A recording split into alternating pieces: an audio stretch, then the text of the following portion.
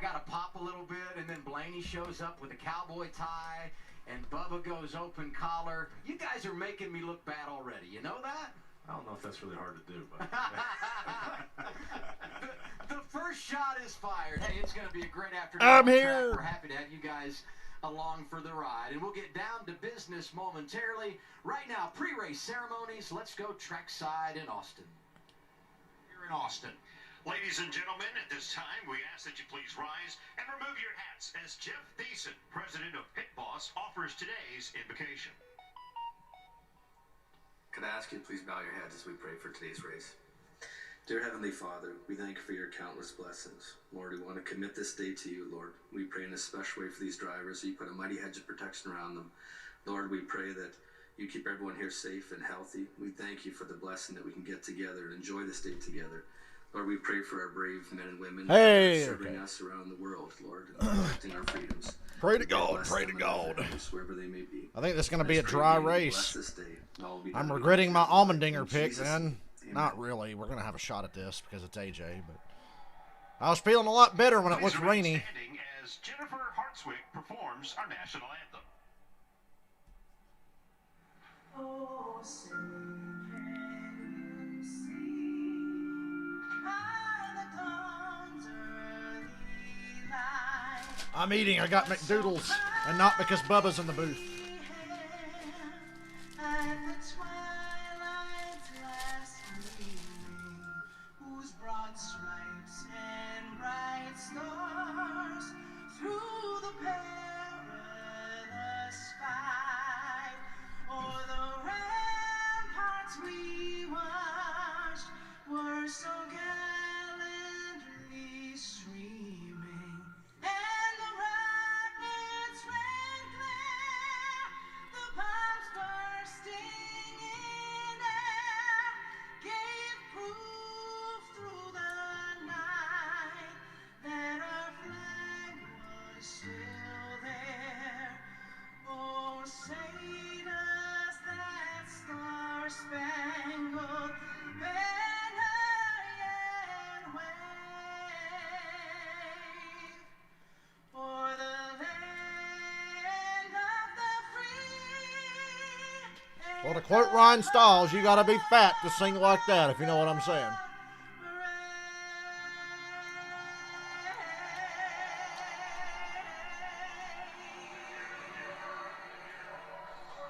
It's go time. Deep in the heart of Texas. Rain throughout the day, but it's dry. So I got one of my cars in the mail today, but it's not the one I was expecting. My 2012 Michigan Dark Knight Rises car, Diet Mountain Dew, that Dale Jr. won with, that's the one that came in the mail today. So I'm guessing the July 4th car will be here Monday. But yeah, I'm excited. I unboxed it. I haven't taken it out of the actual box, but I unboxed the package. I'm actually glad this one got here first because it's the one I was looking forward to the most. I can't wait. During a caution or a stage break, I'll get it out of the box. Take pictures, fuck around. I'll take a picture and put it on my Facebook and then show you guys.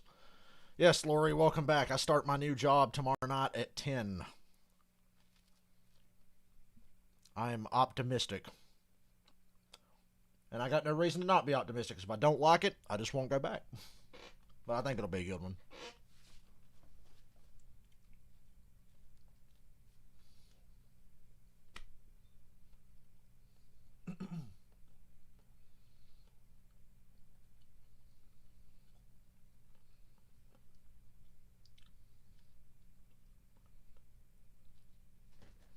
I'm eating right now. Got out of Ingles and had enough time to go stop by McDonald's. Spicy McChicken's full of limb. I can't wait to get this junior car out and look at it. It's going to be awesome. It's one of my holy grails, and I didn't even really have to pay for it. Don't ask me how I finagled it.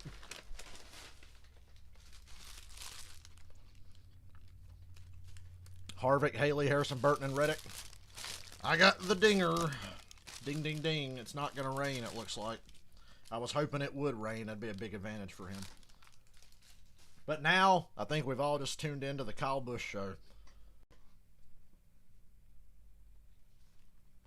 This is going to be interesting. Can't believe Allmendinger and Cindric qualified 7th and 8th. I figured they'd have qualified 3rd and 4th at the worst.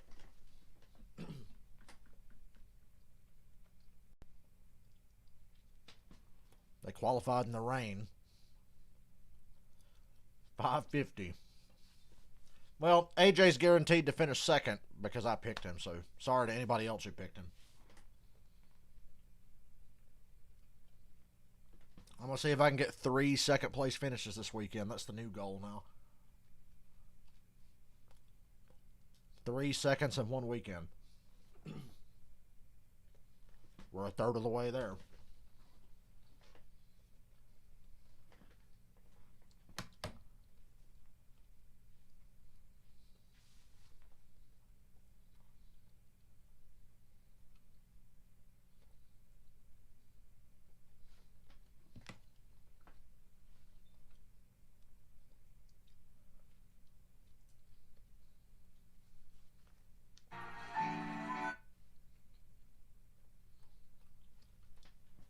I don't like Austin, Texas. It's a damn liberal town. Austin is the liberal hub of Texas, which is why it's the nicest place to live. Austin, Texas home. You can't come here without a little Willie Nelson. Welcome into our coverage of the Pit Boss 250 for the NASCAR Xfinity Series. Mr. Willie Nelson, my favorite singer, I tell you what. I would say in any race, the drivers are the stars, but maybe a 1A, when you come here, it's the track. Take me through this place, guys. Yeah, you know, we got a chance to get on the track this morning, and it was raining the whole time. You know, like you just saw, there are numerous passing zones and the really heavy braking areas. Some of them are maybe a little bit more sketchy, and I'd say the S's and then that turn 7 is probably the worst areas to try to make a pass. Here's what's interesting to me. Yesterday, you go out, you have 2 practice. bets tomorrow, you got a deal. Everything is in the dry. Perfect day here yesterday. Rain for qualifying, and now things are drying out again. So as a driver, how do you adjust your mindset from how you practiced, how you qualified? Ryan Blaney is a handsome son of a bitch. Him and Bubba are trying to outdo each other today. On that forefront, because you look at your braking zones, how much different they are. You look at your acceleration zones, how much grip do you really have and trust. And then being able to run out wide. You see a lot of guys in the truck race running over the curves, using that excess runoff. So it's definitely changing by the minute, and it looks pretty dry right now. I think that Willie Nelson song was calling for some blue skies. There's no blue skies right now.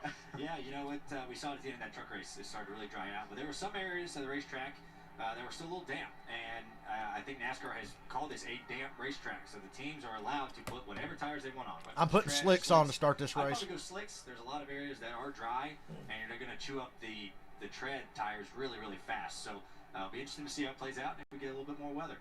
Here's the other thing we talked about yesterday. You go slicks, they're going to wear out. And now this track is completely green, which could expound on that. There's going to be a lot to talk about when we go green today. We'll get there momentarily. First, we're going trackside.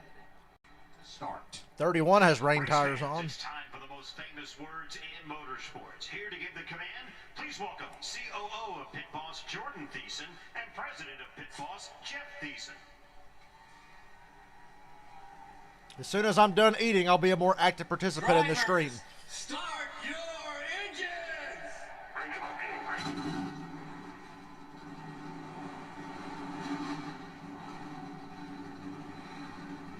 63 times the NASCAR Xfinity Series has gone racing on a road course. Today, they do it for the first time at COTA. And one of the pre-race favorites, defending champ Austin Cindric.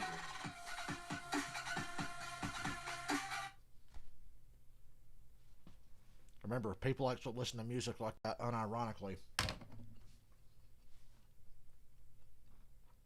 gives me a headache.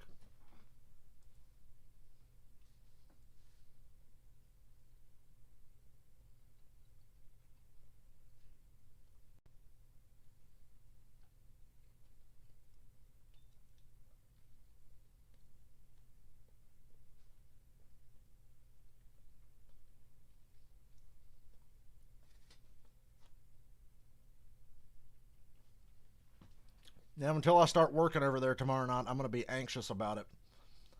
Hopefully I didn't sign up for something I'm going to hate. This will actually be my first time ever working third shift. It's about time I take advantage of the fact that I always want to be up at night. So I might as well get paid to be up at night.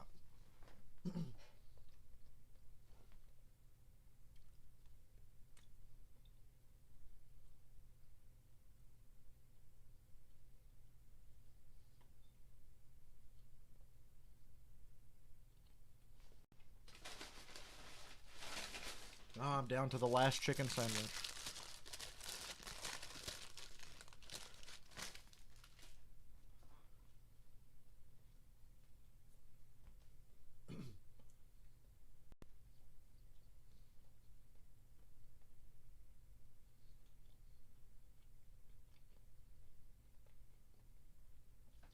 Full disclosure, I may have to miss the All-Star race. Well, the end of it anyway.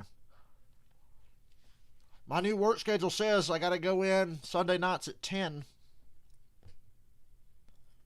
I'm going to try to wrangle some Saturdays off if I can for whenever a cup race is on. But only for a cup race. They said it's like Tuesday, Thursday, Saturday, Sunday or something like that. Sunday nights. That's going to suck for Sunday Night Football. I don't know what I'm going to do this fall. Everything I want to watch is on at night and doesn't end till like 11:30.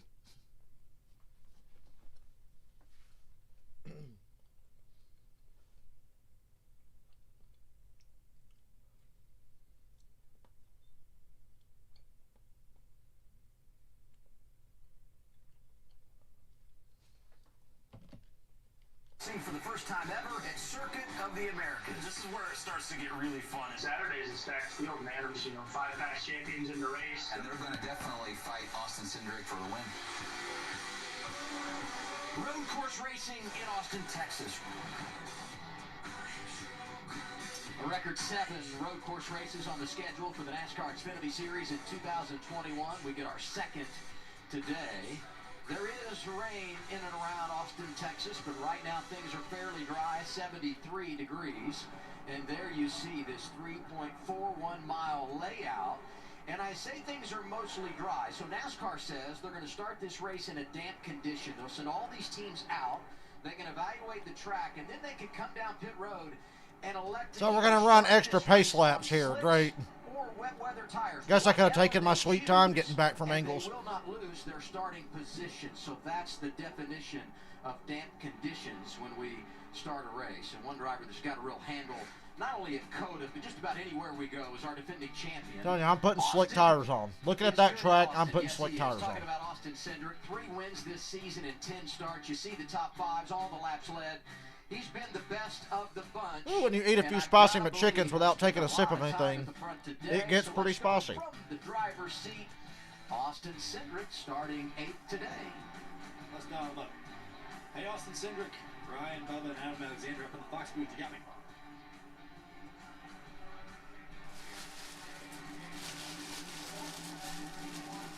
Hello, Austin. This is Ryan up in the Fox booth. Do you have me? Are you pressing the button? I think I am pressing the button. I don't think he wants to talk to me right now. Well, we'll try him out. Focus. Some a little bit later. There was a reason I asked off the top who's going to take the lead over there. Well, you know, maybe you don't want to talk to me. Maybe I need to try. How about all that great analysis we were getting from Andy Lally about hydroplaning and tire wear and how hard you want to drive the corner, you know, just road course stuff. And Michael Waltrip goes, well, these truckers just ain't used to driving in the rain, but they're the best drivers in the world. It's like, shut up, Mikey. Andy Lally did a great job today in the booth. I hope he does a great job behind the wheel here, but he's going to need some rain to have a shot at this win. Hopefully, we can hear from Cindric in a moment. In the meantime, let's head down to pit road and 2 of the hardest working in the business, Regan Smith. Ooh, shit, I'm thirsty. Jamie Little. Let's start things off with Regan. Hey, Regan. Well, good afternoon, Adam. And right now, I want to bring up A.J. Allmendinger for just a second. Somebody who has been so incredibly good when it comes to the road courses. We think about him. We think about road racing. There you see him. Born in Los Gatos, California. He has been on road courses his whole career, 24 hours at Daytona, 4 wins in the Xfinity Series, a cup win at Watkins Glen. All right, it's time to get out my Dale Earnhardt Jr. 2012 Dark Knight Rises Diet Mountain Dew card. Busy things going on for AJ. I got to see this thing for myself. All of this winning, all the stuff that he did is been so great. He found his way to college racing, winning on ovals, winning on road courses. What are you expecting out of him today? Well, I expect him to stay calm and smile. That's the main thing, because you know, after talking to him, that's a key to A.J. Allmendinger, making sure oh, this car is beautiful, guys.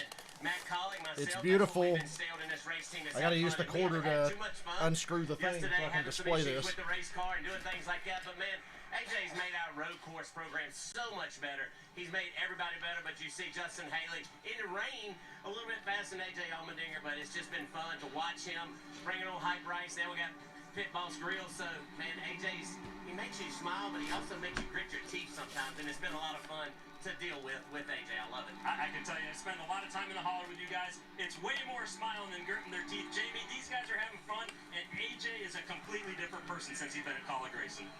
Love following that team. AJ Allmendinger, career renaissance. So I love it. Xfinity Series driver Jay Buford have in common with music mogul Scott Borchetta? Well, they have a love for racing. And it all began right here back in 2018 when they met for the first time. That's Jay Buford on the left. That's Scott Borchetta on the right. Scott was here for a track day. He's a racer himself. He was in his Corvette. And Jay was paired up with him as his driving coach. So the two hit it off. They've stayed in touch. And now you fast forward 3 years later, and Jay Buford is driving for Scott in the Xfinity Series full time. You have created this team, Scott, big machine racing around this driver. What did you see in him that made you do it this year? You know, when I came here in 2018 to test our SBRA vintage Corvette, he was a driver coach that day. God damn, how tight's this shit screwed in? We did a couple laps. This is screwed in way tighter than the Wrangler car. We hung out the rest of the afternoon. I had no idea he was from Nashville, and his racecraft was incredible. And even though he had never done a circle track race in his life, the more we hung out, he started doing the enduro races with me at the vintage stuff. We were undefeated with our Corvette when we and I have driven together. And I'm like, you know what? This guy deserves a shot. There's so many great young race drivers don't get that shot. And I thought, you know what? He's got all the right stuff. We can teach him how to just turn left and not turn right. So today he gets to do both. He's a road track warrior, and we're really excited. But I think Jay Buford really has, you know, I'm in the business of talent, and I think Jade has all the right stuff. Well, thanks and welcome to the Xfinity Series. It's been a lot of fun to see you guys as you continue to grow each week. Thank you, Jamie. All right, Jay Buford in the 48 here. Adam? That's a great story, Jamie, and Jay going to start. Damn, this is taking forever to unscrew this car. This is being considered. I see slick tires going on. Everybody on pit road now. Everybody had reins on to go check out the track. Everybody's putting slick tires on now. Today, but as you can see, the tire changes are being made, and as we anticipated, virtually everybody up and down the pit lane changing to those slick tires, and the first time they've been on them since practice yesterday. We'll get the green flag when we come back for the Xfinity. I'm actively annoyed with this car. It won't come out. I'm unscrewing the little things in the bottom of the styrofoam that holds the car in place for when it's in the mail. And it's taking like 900,000 fucking turns to get this out. And the shit won't come out. Like, you gotta be kidding me, man. Give me my car! This is like one of my favorite cars.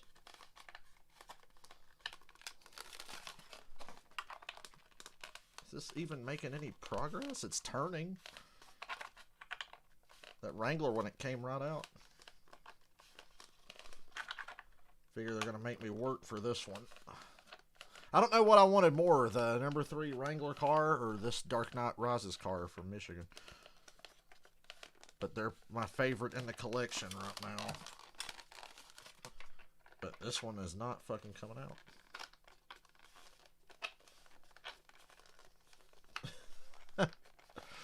It's not coming out.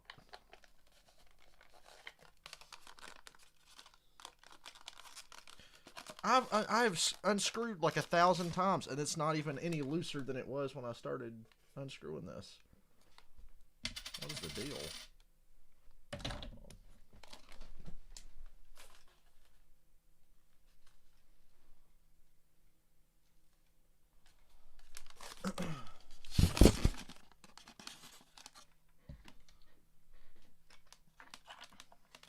Well, Michael, at least with your drivers, I have more cars to cheer for if mine doesn't win. I guess I'd rather one of your guys win, honestly, because $550 for AJ winning, is that even worth winning when I could get 2 bets tomorrow and take a couple of chances?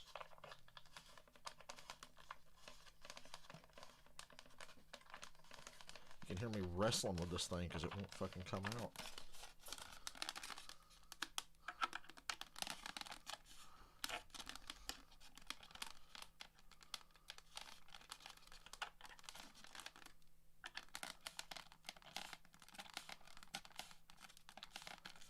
Boy, you know, I know they want to take care of these cars, but is this really necessary? Because none of the others I bought, except these newer ones, have these weird things in the bottom to hold them in the styrofoam. I kind of figured the styrofoam was for holding these things in place. I didn't think we had to bolt it to the fucking styrofoam so I can sit here for a half hour trying to get the shit out. It won't come out.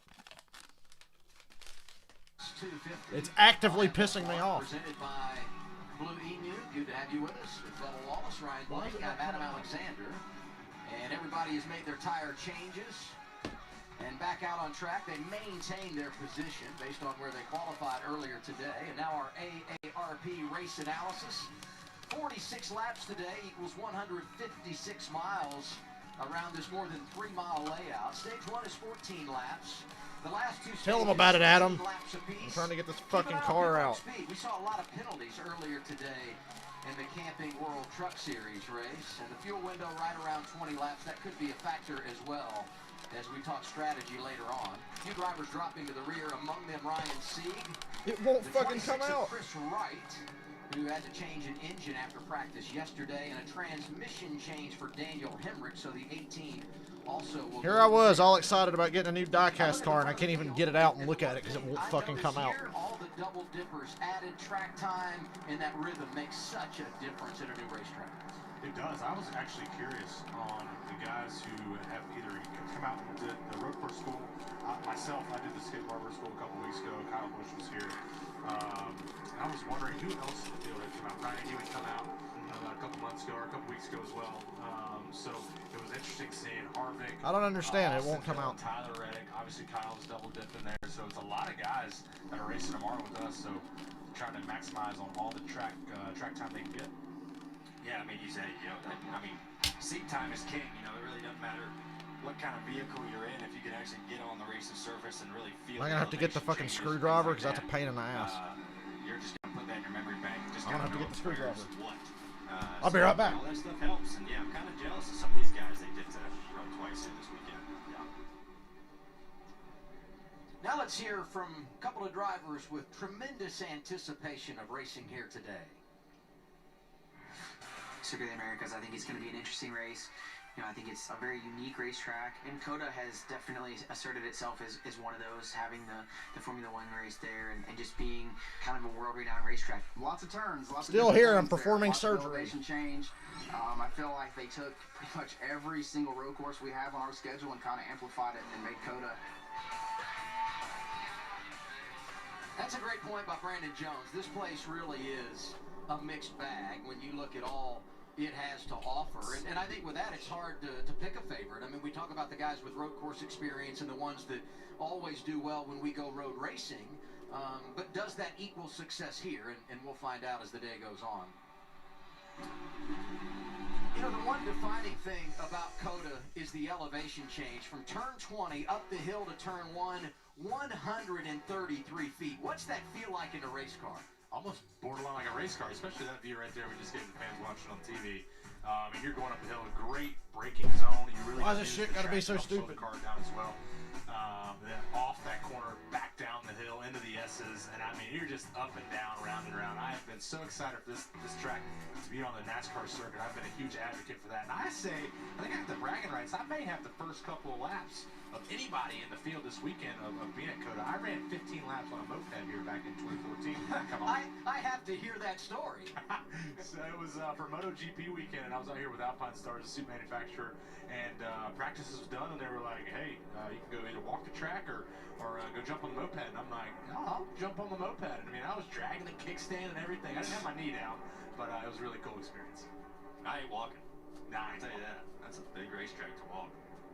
3.41 miles, and because of that, the procedures here are a little bit different than what we would have seen like last week at Dover on an oval. The 1 to go is not given at the start-finish line.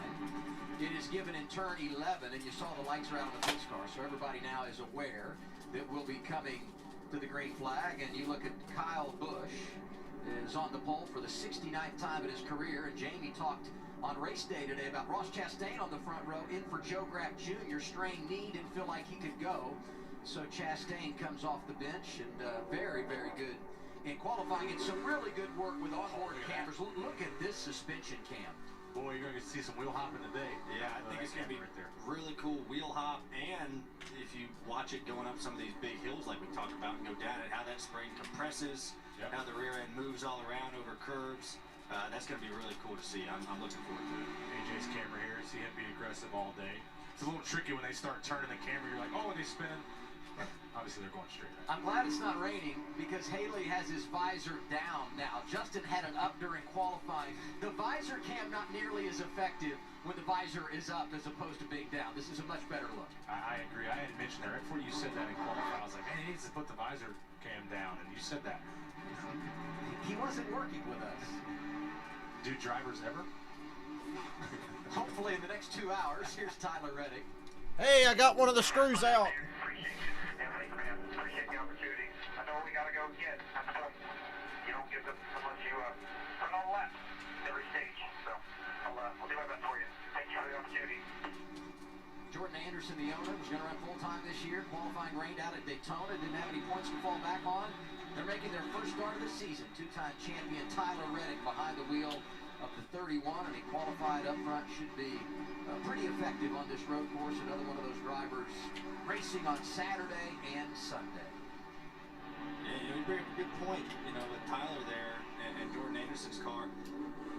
Need points, these places we go to where, there's no qualifying, you need points to get that in. So hopefully, Tyler has a good run today and helps out that small race team that do a lot. And they're going to add a lap because, as you can see, Brandon Brown has stalled on the track and qualified 14th. We'll follow up there and hopefully be green. I've got one of these damn things unscrewed, but the other one is like, whoever fucking put that in there really did a good job. Too good of a fucking job, so give me another minute.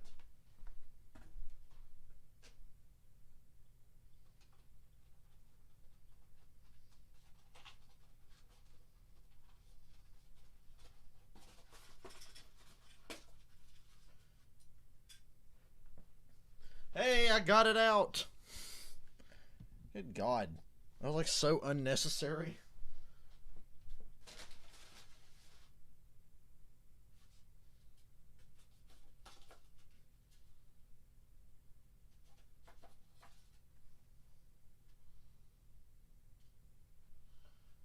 Whoever's responsible for that is an asshole. Because that is just so unnecessary.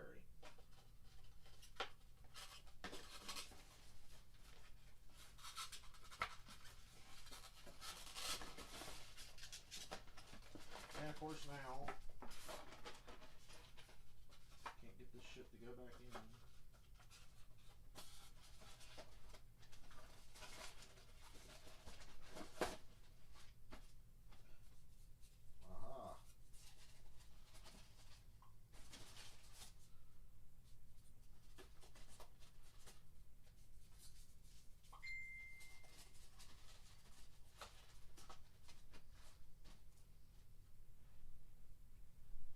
One of these days, I'll get to take a picture of this thing.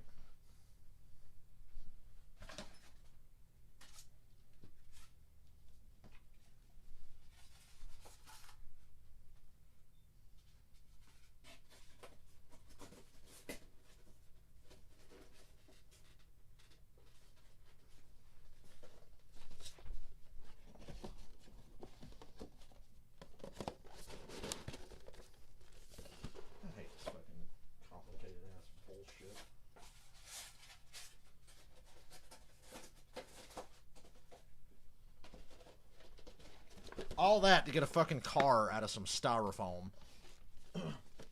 A car that's meant to be displayed shouldn't be that challenging to get out of some fucking styrofoam. Like, I broke a sweat here. That shit was, like, in there, dude.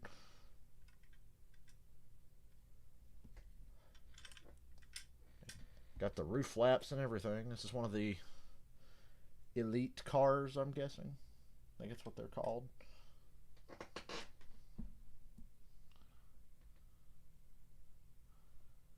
Oh, God damn it, Jen. I don't know the fucking password.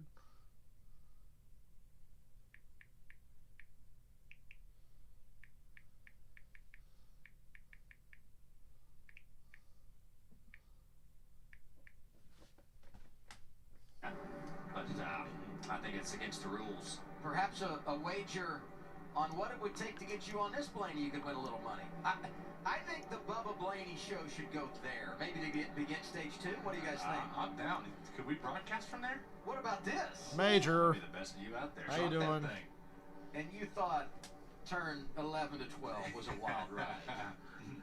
I love just the activities they have around the track for the fans. One, it's great to have the fans back, but just all the activities around the track that they can partake in is really cool. And that's a great shot too. That was from the top of the tower. There's a massive tower that you can walk up on in the infield. That is probably the best view in the house. You can see pretty much the whole racetrack, I guess. And that's up there. Over 250 feet in the air. How high is the pagoda at Indy? That's a great question. Is that giving it a run for its money? I like when you ask those questions during the break, and I know the answer when you ask them. I put you on the spot. TV 101.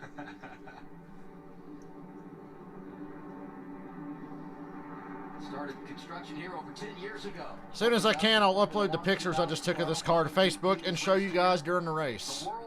But for now, we're coming to green. Came here a couple of seasons ago. NASCAR has never done it. The triple header Xfinity Series at COTA for the first time. I think I'm ready to watch a damn race. That was such a hassle.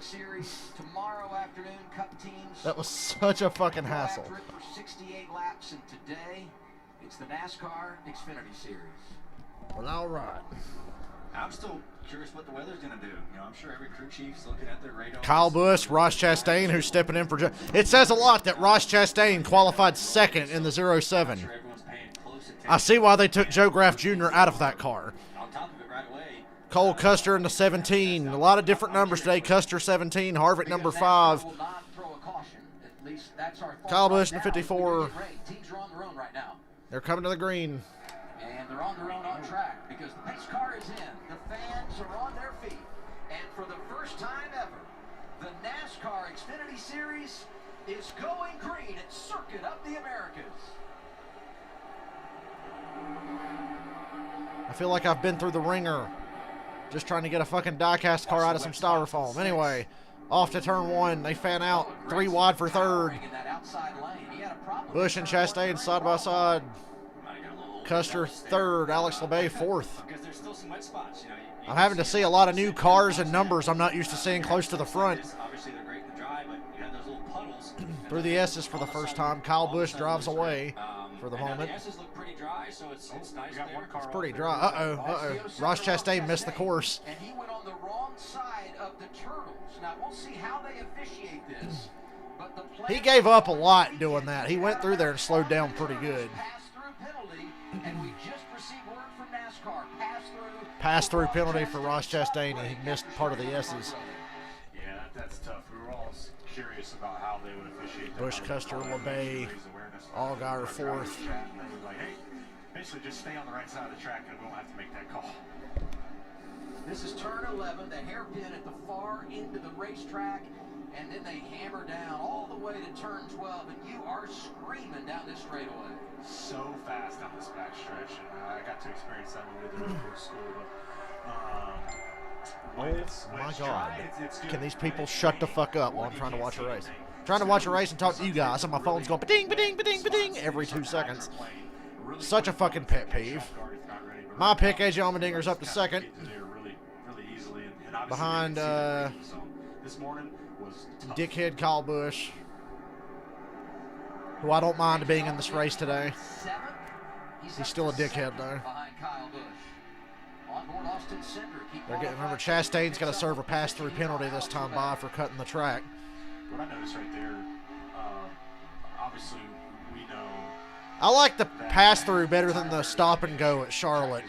track might be, Although I guess Charlotte, the stop and go works better there. This place is wore out. It is bumpy, and tire wear is already an issue. I just heard, the 23 there of Austin Cindric short shift just to try to keep some life in those tires because this is a long race. It's still lap. Kyle Busch leads lap 1, much like the truck race. They made it through clean. Dang, it's only lap 1. I feel like they've already ran 2. And Bubba's saying what I'm saying now. It's lap 1. It felt like 2. Look at the surface and certain corners. Everybody made it clean. No spin outs, no nothing. Just Chastain drove off track once. Up the hill, that's just a newer paved area. So there's a handful of corners that are a little bit more recently paved than others. This place has been repaved multiple times. Has it? Already, yeah. Not the whole sections like you were talking about. Yeah. So it kind of gets. Glad I get to hear Bubba in the booth after I missed out on him at Darlington because I was there. A lot more grip, and that's kind of that change in color of the asphalt. How much of the early part of this race is just feeling it out? Chastain serving his penalty. And you know there's some damn spots out there. Well, I think for these guys, they got to practice in the drive. Allmendinger closing in on Kyle Busch here. They got a good rhythm in. Gained a lot of time through the S's. This morning with qualifying was a little bit different, and they were like, looking at the forecast, hoping that. Saw some guys bitching, they're not running the track right. You're using the runoff. That's not how you run this track.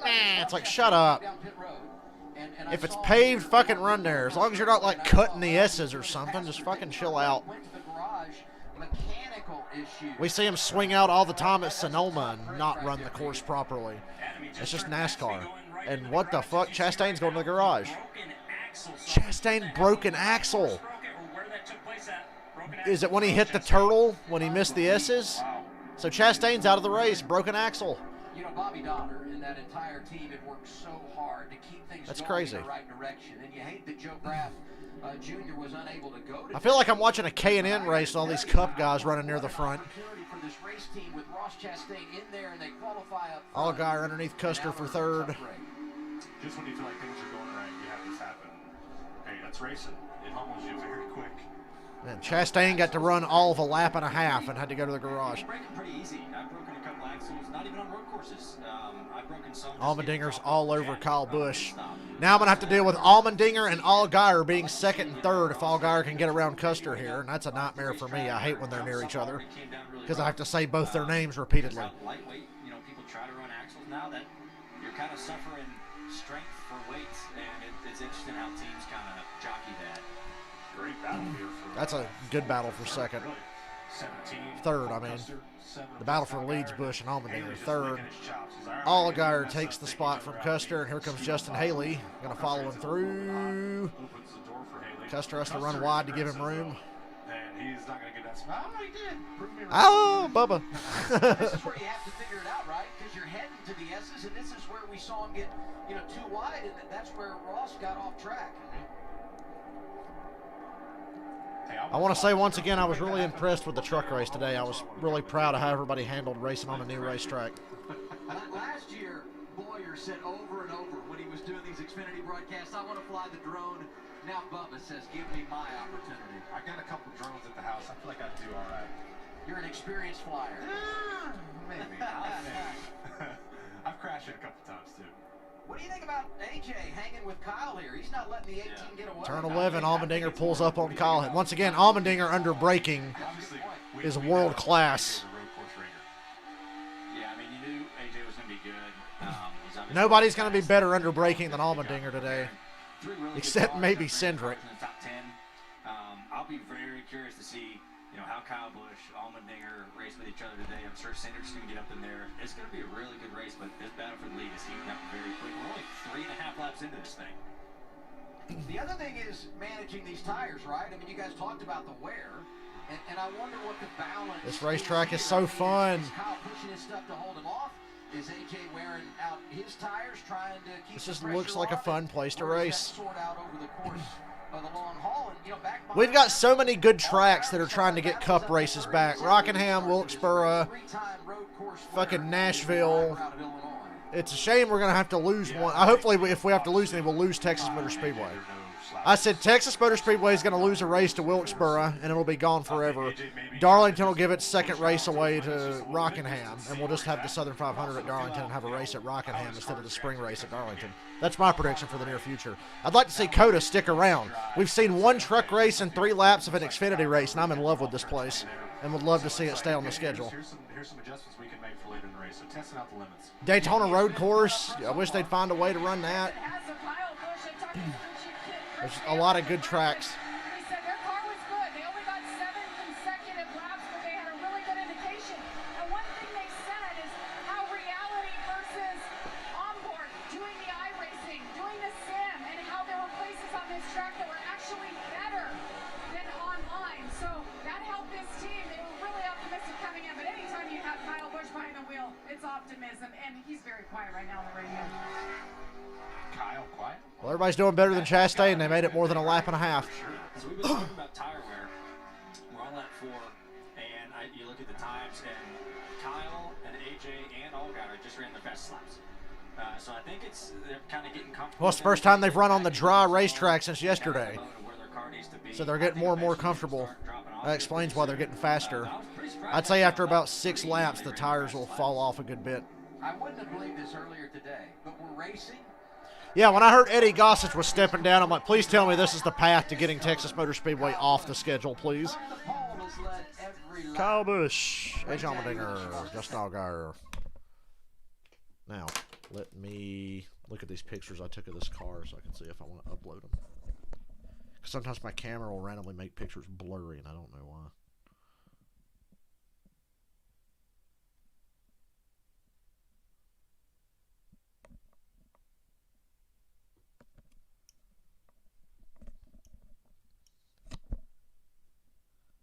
I will show you guys in a moment.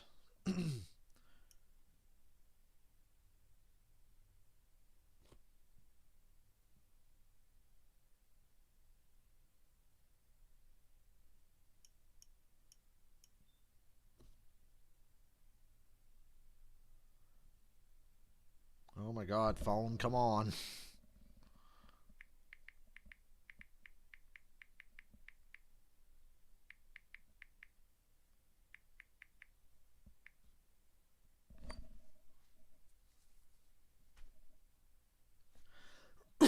Excuse me.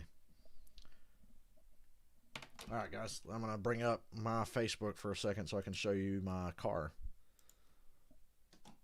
that I just got. Why did I close out? Anyway, I closed out YouTube on my phone like a dumb fuck. Don't know why, but I sure did. Also don't know why this shit's running slower than stink off shit. Anyway, there's the... Right, it's kind of a crappy picture because the laptop in the background's blurring it. There's part of it. There's the front. I love that car. And the fact that that car won makes it even cool. It's probably my favorite paint scheme that Junior ever won with. Because, you know, a lot of the wins were that Budweiser car, and we all got bored of that. But this car here is so cool. And I'm really, really happy to have it. But yeah, that's my car. That took 10 hours to wrestle out of the fucking styrofoam. Because that shit was screwed in there, buddy. It was really, really in there. And now I've got, before I display my car, I've got it sitting here next to me.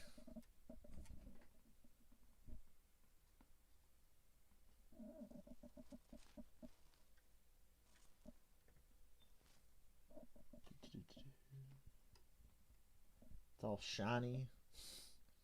I'm shining the flashlight on my phone in the car so I can see the interior. This race, we consider the track damp. The 8 is Miguel Paludo. Watch this water come up on this puddle. There it is right there. Locks the rear. Ooh, the 8. Look at the wheel hop on the 8 when he hit the water. There was a big wet spot and he hit it. He hit the water, got loose, and when he hit the water and lost all that grip, he started wheel hopping. So it was like 2 terrible things that could happen. He's still 13th. It didn't hurt him any. Miguel Paludo's doing just fine. They'll still get up and bite you. His best career finish in Xfinity on a road course is 7th. I'm going to go out on a limb and say it's his best finish in any Xfinity race. Outstanding when he's been driving that car. I wish Ron Fellows was still running. You know, Junior would put Ron Fellows in a car if he was still running.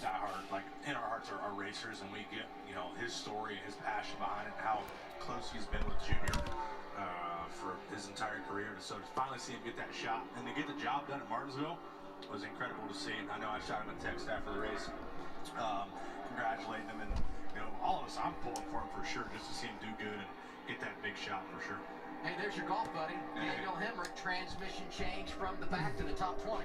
That's about right. He usually shanks one or two off the first couple tee boxes. Then he starts to reel it in and he takes our money. Yep, so. the Dark Knight car, my Wrangler car. That's my two favorites I have. That's right. That's right. A couple breakfast balls in there. Kevin Harvick's up to 10th now. Where's Hemrick running? I'm surprised Hemrick's not doing better. He's 17th. There's the 68. Did he lose? Did the 68 lose any laps before the race? Well, they are behind the 8 ball, Adam. They were able to get it going as the field took the green flag, though, so that was the good news for them. Unfortunately, an alternator wire on that car went bad. They were able to swap it out very quick. Have to see if he can recover as the day goes on here. Something like that related to all the weather we've had here, do you think, the wet conditions, or maybe not? What do you think on that? Kyle Busch has a comfortable lead on Allmendinger now. Allmendinger's not pressuring him like he was the first few laps. They're evenly spaced out. Busch to Allmendinger, back to Allgaier a little further back. So these things aren't made to kind of be completely sealed up. We rarely race in the rain when it's on a road course, and I could definitely see water maybe getting in that wire and kind of shorting it out. And luckily they were able to find the problem and be able to fix it before the race got started. The one thing I would say, though, I mean, you certainly don't want to be 30. The quality of driver in this is obviously better than the truck race simply because Kyle Busch is here. So I would expect those gaps to be even bigger throughout the field than they were in the truck race, and it's not raining. The rain had a lot to do with that last race being so close. Yeah, for sure. I think, looking at his situation like that, so luckily they caught early, and then you bring up a good point strategy. They could here right before the stage. Old Terrible Hurst in 20th. It's just so hard, like we talked about. Terrible Hurst is going to win some stages today or get stage points because he'll be one to run out to the end of the stage to get the points because he knows he has no chance at winning. Kevin Harvick just passed Alex Labay for 9th going to turn 1. Labay got off to a good start, but he's starting to fade now.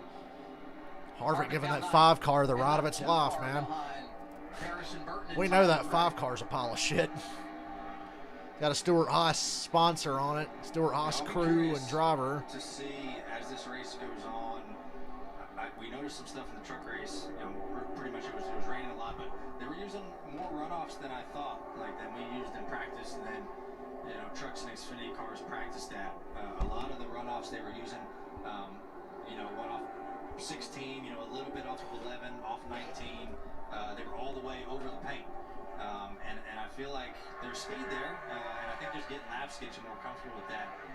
So that's just neat. Something I've been seeing of people maybe using a little bit more inside curves and then using a lot of the runoff on exit just to carry momentum, especially as the tires start to go away.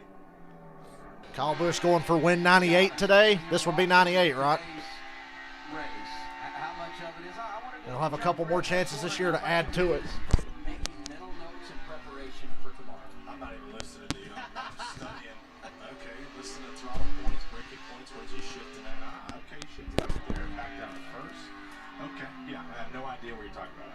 Well, Andy Lally was in the booth for the Camping World Truck Series race with Vince and Michael earlier, and he had to be careful. I mean, he did a great job analyzing, but because he's in this Andy race, Lally, you see 12th. Right there, the 23, he didn't want to show his hand, and Harvick admitted to Jamie on race day, I love listening to Yeah, we got him covered today, Michael. Such a good road racer. You won big in the truck race. I asked him before when he walked out. I was like, We got it going on here. Have a good day. And I'm like, hey, I needed to know what you learned. Come on now. We're not Big problem is that 54 car. Share the knowledge. I had at least 15 Something's going to have to happen to him. You don't have Kyle, do you? I forgot. Who are your drivers again? Harvick, Haley, Harrison Burton, and Reddick. Okay, so Kyle Busch needs to fuck off then. Up in the top 12 here. Good run for him. Obviously, ton of experience. With 5-time Rolex winner Daytona, right? Yeah, in his class. Absolutely. That's crazy. So good to see him out here running up front, giving that team a good run. It's a lot of Rolexes. A lot of Rolexes. A.J. Allmendinger still second, but over 2 seconds behind Kyle Busch. You're basically matching the 54 here everywhere, but you're getting in a little bit further than the end, and you see just a little bit better drive off. Looks about even lap times right here. Just like he's able to do things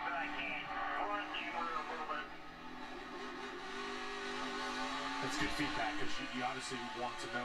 Hemrick's on pit road, and they've got the side window out with a crew guy looking in the car. Yeah, trouble for Daniel Hemrick was 18th, had to bring it down. Something is wrong with the shifter. And The shifter. Well, as a Dale Jr. fan, I just got Vietnam flashbacks to 2014, the 2014 playoffs.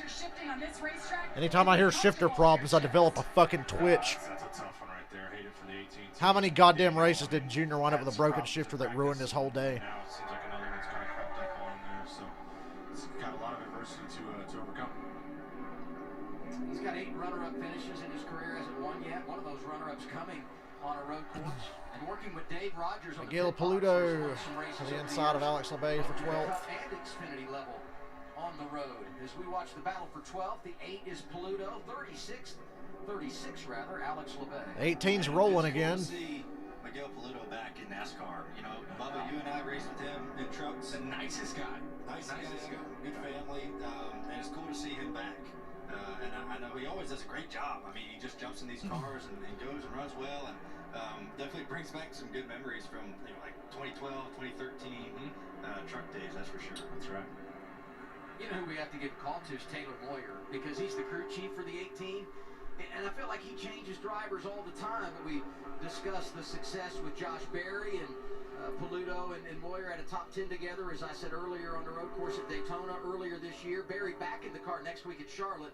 And then Miguel will run the road course at Mid-Ohio that first part of June. So, as you guys said, good to see him getting an opportunity and one of the nicest guys in the garage. Yeah, no doubt. And I'm always gave an extra clap to the crew chiefs. Bubba said he gave the clap to the crew chiefs. Hey, Bubba. They have health departments, you know. Personalities and Josh is different. No, Kyle will be going for win 98. We don't add wins together through the series because we don't do it for anybody else, so we're not going to do it for him. Just to keep their cars running up front, they do a good job with it. 98 is still impressive, even if he didn't start winning most of them until after he'd been in the Cup Series for 5 fucking years, but that's another story. I'll be right back. I gotta go carry some groceries in.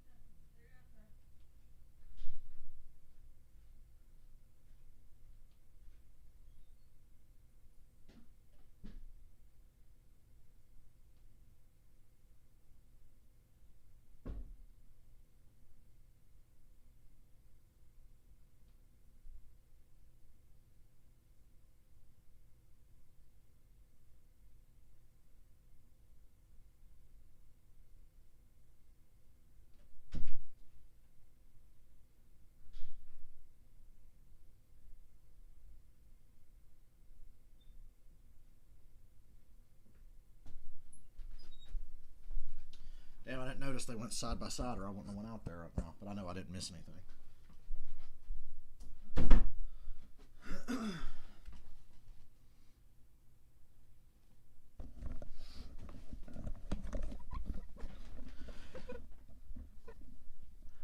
If not for broken shifters, Junior would have been in the Final Four in 2014. And if not for bullshit at Talladega, he'd have been in the Final Four in 2015. So Junior should have been in the championship race back-to-back years. Because he was ahead of Joey Logano at the time of caution. But they said, man, it's scoring loop, so technically Joey wins. And they gave the win to Joey, and Junior got eliminated. Year before that, broken shifters at Charlotte, Martinsville, and then got wrecked running top 5 at Talladega. And then he won not Martinsville. He had broken shifters at Charlotte and got wrecked at Talladega. They won Martinsville. Should have been in the Final Four.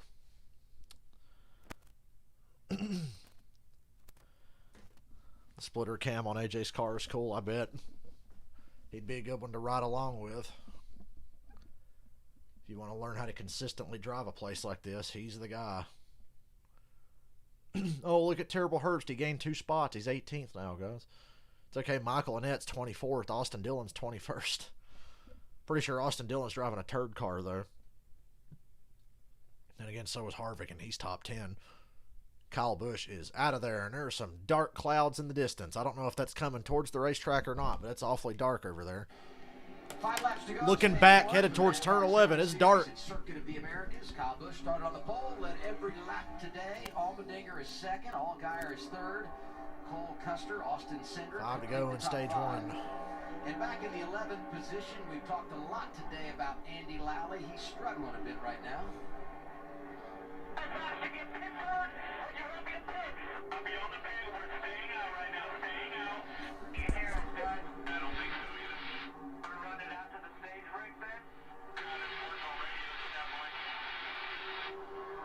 There you go. Communication is key. And it sounds like they had a strategy play to pit before the end of the stage, and maybe now they're going to have to run it out because they just can't get the word to Andy. Man, it sounded like I thought he was like not happy about his car. It's like, tell me when to pit, fix this thing, but he's struggling with not even being able to hear him when to pit. So that's a totally different ballgame. That's not fun, especially on a road course. Kevin Harvick up tonight, Jamie. Yeah, up a few spots. Talked to him before the start of this race. Weird seeing that 5 car with sponsors on it. Kevin Harvick's favorite deal, but he was excited about the partnership that they formed for this race. You cannot compare Richard Petty to Kyle Busch. Petty, the Truck Series didn't exist. Oh, because Kyle Busch got to race 1,000 times in this series that didn't exist when Petty drove means Kyle's better. No, that's not how that works. Sports. He is a hard worker. Well, basically, guys, Danica Patrick's better than Kyle Busch because she won an IndyCar race and he hasn't. The 13 car is slow. David Starr. David Starr in the 13. He's slow going down that long straightaway. This might be a full course yellow. Petty has 0 truck win. Yeah, no shit. It's hard to get. Oh, it's Boris said in the 13. My bad. I didn't know that was the car Boris was in. That'd be a damn shame for Boris to be out of this race early. Terrible Herbst on pit road. This is a great strategy call. I told you. Yeah, for sure. Got a little damage. Look like he got in the back of somebody there. Go back to Petty has 0 truck win. Hard to get a win in a series you never raced in. I hope you're joking. And how he races you on the racetrack. Super positive for the sport. So it's super. I didn't really know that the 5 was BJ's car. So to have Harvick doing that and to bring some exposure. Yeah, that's going to have to be a yellow. Boris Sid's right there at the end of the straightaway. He can't get off the track. Both BJ and Kevin. They want to go back. Daniel Hemrick had made that pit stop, and they continue to have problems. I mean, he's not in a turn. I don't think anybody's going to bust his ass and crash into him. Caution's out. Now, did Hemrick get to pit road before the yellow? Did Hemrick get to pit road before it was closed? He'll lose a lap, but then I don't know if he'll get the free pass here because he hadn't gone a lap down. They had to put out a yellow because Boris said stopped on the long back straightaway. Yeah, that's tough. That's adding insult to injury there. You know, when, like I said, I go back to the problems that started in practice that they had. It's like, Herbst and Hemrick pitted. I don't know if Hemrick beat the caution. We got another car stop. We got 2 cars stopped. Had 2 issues, so the frustration starts to build. Then you see speeding on pit road. It's just like, all right, we need to reset here, level set our mindset here, and go back and regroup. So opposite ends of the spectrum. We talk about the problems for him. Kyle Busch can't be the GOAT because Jimmy Johnson is. Dominated the early portion of this race. And Jimmy Johnson hasn't even run a quarter of the races in Xfinity or trucks that Kyle has. Ooh, hold on. I will be right back.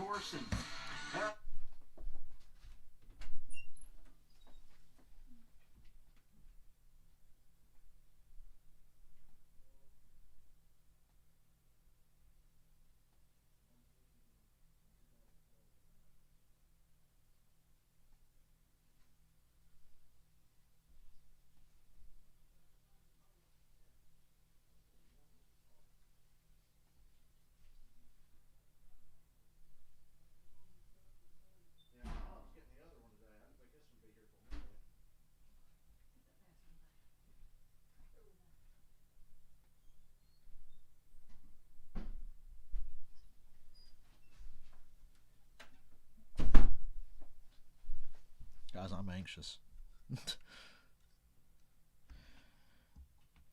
Well, Kyle Busch at one point was running like 30 Xfinity races, all 36 Cup races, and over half the truck races in the same season. So it's literally, he was running just as many races, and we're trying to add 3 series together to compete with 1 series. That's not how that works. His 200 has nothing on Petty's.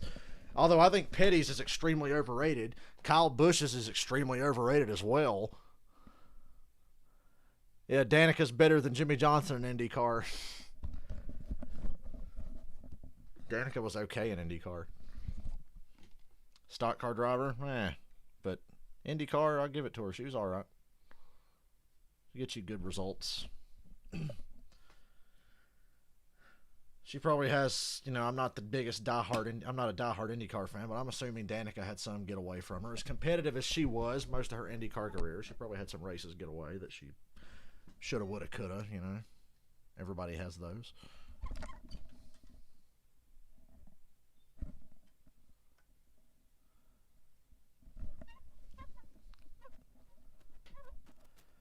If we're going to add all 3 series together, then Mark Martin's the fucking GOAT. Mark Martin, Kevin Harvick. I'd say Junior, but Junior never ran a truck race either. Junior won 2 championships in the Busch Series. Kyle could only win 1, and it took him being a Cup driver for 5 years before he could ever get his fucking Xfinity championship.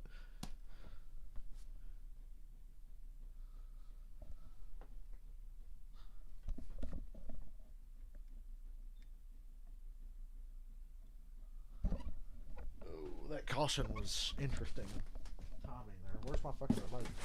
Oh, there it is. I'm stupid. I set my remote on the other side of the room. The Dodgers get the Giants, Cubs, and the Cardinals tonight. 7 Eastern, 4 Pacific. Kyle Busch's 200 wins. The only thing it has in common with Petty's is that it's extremely overrated.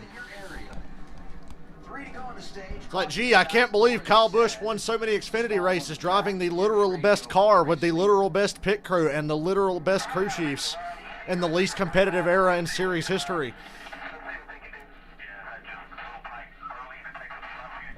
Running 10 times more races than anybody else that was running those races with him. 10-4. Seemed like they're going to leave it alone. I mean, you saw Kyle start to stretch his lead out there. Like I said, the one year he got in his own car, he couldn't do shit. That proved to me right there how overrated his 200 is. The fact that he couldn't do shit in his own car in the Xfinity Series. Man, I feel like everyone's going to come, because if you don't come here and... He thought it'd be fucking easy. So he made it easy. He went back to Gibbs. Yeah, so I feel like everyone should come here. If I'm a driver, I want to come here and then cycle back up to where I'm running. Where I'm running currently after this, probably a 1-lap shootout for the stage. I want to go back to what Riley Hurts did. They pitted... I've got to believe, and we'll get a follow-up on this, but I got to believe the call was to bring him down. Richard Boswell said, the yellow might be coming pit, right? Because, if everybody pits... Riley Hurts, crew chief, doing the Lord's work for him, because God knows Riley ain't going to get that car up front. They got to play strategy, and they caught a break there. Pitted before the yellow. If you think Kyle Busch is better than Jimmy Johnson, you need to learn something about racing. Call me back when Kyle Busch has 7 championships. Call me back when he wins the Daytona 500. Can he get 83 wins? Jimmy Johnson owns Kyle Busch. That's why he won 5 straight championships racing against him. Kyle Busch feared Jimmy Johnson because they couldn't beat him. Jimmy never ran Xfinity or trucks. He ran like 1 year of Xfinity full time, and he ran like 5 truck races total.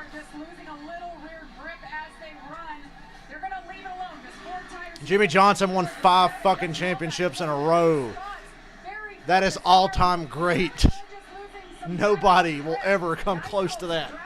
Nobody could ever come close to that. Wow, I'm shocked. Kyle Busch lost spots on pit road. Allgaier came out in front. What the fuck was up with the 54 on pit road? They lost like 4 spots. Jimmy has 0 truck wins. Yeah, how many fucking starts does he have in trucks, for fuck's sake? Let's look at this. Oh, Jimmy Johnson never won in that series he never fucking runs in. I was like, okay, I looked at Ryan with my eyebrows raised, but AJ has the confidence. He only went and won 7 championships, 5 in a row. These guys, and also AJ's running for points. How many truck starts does he have? Is massive. He has one truck start. So he's looking at the big picture. Jimmy Johnson has one truck start. That's it. He's only got 93 Xfinity starts. He hasn't started as many races in Xfinity as Kyle Busch has won. Come on. He's so much better than Kyle. 7 fucking championships, 83 wins, 2 Daytona 500s. That's absurd.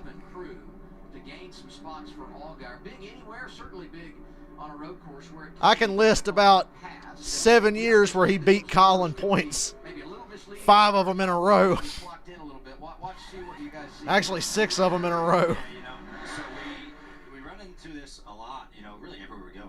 I mean, come on. Jimmy Johnson's just next level. Yeah, Kyle's good in the lower series, and he's great. He's great in Cup, but he ain't no Jimmy Johnson. He ain't no Jeff Gordon. He's not Dale Earnhardt either, but that's another story. I laugh when people say, oh, he just like Earnhardt. It's like they literally have nothing in common, personality-wise or otherwise. They're just very talented, different drivers. And they go backwards, so then you have someone who's running, probably behind you that's going to come around you. So Jeff Gordon is way better than Kyle Busch. Jeff Gordon won 93 races. Kyle's not going to get to 93 wins. He's not going to get to 83. At the rate Kyle's going now in Cup, he won't get to 83. He won't get to 7 championships either. No matter what point system they run, he wouldn't get to 7. Drop to the rear. Can't do that. Daniel Hemrick pitted too soon, so did Greg Alding and Ryan Ellis. They too will have to drop to the back for the restart. Although I think all of this... Kyle Busch is Rusty Wallace. That's the comparison I'd give Kyle. He's more of a Rusty Wallace, Darrell Waltrip top. But even Darrell's going to have more wins when it's all said and done than Kyle, because Kyle's not going to get to 83 or 84. He's going to get to 100 Xfinity wins, though. We're not doing all 3 combined. That's not a thing. That was literally never a thing until Kyle Busch came along, so people could, inflate his numbers. He has 97 Xfinity wins. He's got 50 whatever Cup wins, whatever it is, 57, whatever it is now. We're not adding all 3 together. It's ridiculous because we didn't do it before and we're not going to do it now. That was literally only a Kyle Busch thing. That only became a thing when Kyle came along. If we did that with Richard Petty would have about 220 for other races that he won. Unfortunately, he's 10 laps down, but that team's going to try to gain some points, so he's back on the track. I would save some tires, buddy. Using up that left rear. We're going to have 1 to go here. Allmendinger, Reddick, Lally, Brandon Jones. Boy, this running order's fucked. The first car on fresh tires, Allgaier in 14th, but there's only 1 lap. Andy Lally up there, Brandon Jones, Austin Dillon, Jeremy. I figure Allmendinger's going to get the stage win. He got a great restart there. 3 wide for second going up the hill. See if it works out. We got 4 or 5 wide in the 1. That's COTA. Oh. Wow. 3 wide. 4 wide, 4 wide. Kyle Busch has won a lot of truck races driving for Billy Ballou. I do know that. I can tell you how many races Kyle's won for his own team. That's right. Yeah, Harvick obviously isn't worried about winning the stage points himself. Now, it'll help that car. He's going to get stage points. But this is to cycle him up. He wants to stay ahead of the guys who pitted with him. So then he can Billy Ballou, 1, 2, 3, 4, 5, 6, 7, 8, 9, 10, 11, 12, 13, 14, 15, 16. 16 of his truck wins were driving for somebody else. So, no, he doesn't have over 50 in his own truck, because 16 of his wins were driving for Billy Ballou. So he's not 150 or more in his own truck. I keep getting the 2 brand cars mixed up. I thought he was the 8. All right, scratch what I said. Allgaier did the best job. I remember he drove that 51 for Billy Ballou. He's what, P6 right now. And Allgaier's been around. He's won a lot in his own truck, but not over 50. He wants to get this win, or to get He'll get there at some point. He knows that he's going to stay out here when the stage break comes. So As easy as it is, running 1.5 miles all fucking year. Second's going to get good. If Reddick's not careful, Brandon Jones is right there. Is that the old? Oh, no, Gregson went sideways. Yep. 19 and old Yee. Jimmy Johnson had one fucking truck race. This argument does not have any merit because Jimmy Johnson ran one truck race his entire life. He only ran one full-time season in Xfinity. Gregson just got spun out. Allmendinger wins stage 1. Here comes A.J. Allmendinger. 6 career stage win. And 2/3 of those have come on road courses. Are you surprised? No, not at all. Although his last couple of wins, 2 of Kyle Busch has 2 Cup championships, but one of them has an asterisk to it. How can you miss a third of the season and be given a chance to race for a championship? Kyle Busch's championship in 2015 just reinforced how much of a joke this system is. Because nobody should be. You can't miss a third of the season and just get a fucking reset. Like, it's so silly. That was Kyle's Mickey Mouse. He's got the one good championship and he's got one Mickey Mouse one. Why do people call him Mickey Mouse? I love that people call shit like that Mickey Mouse.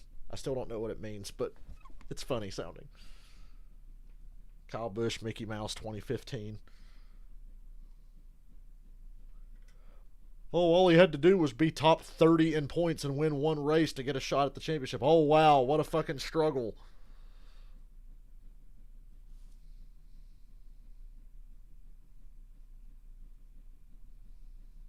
Kevin Harvick's not better than Jimmy Johnson either. Harvick and Kyle Busch. Now, if you want to make comparisons, Harvick and Kyle Busch are about on the same level. But if you think either of them's better than Jimmy Johnson, you must not have been watching from 2004 to like 2016, because I can tell you, nobody has come along better than Jimmy Johnson since 2002. Not even fucking close. You add Harvick and Kyle Busch's championships together and they don't equal half of Jimmy's. That says a lot right there. Jimmy's a champion. He doesn't worry about running truck races and Busch races or whatever. He was too busy winning Cup races and championships to ever even attempt to run most seasons in the Busch Series.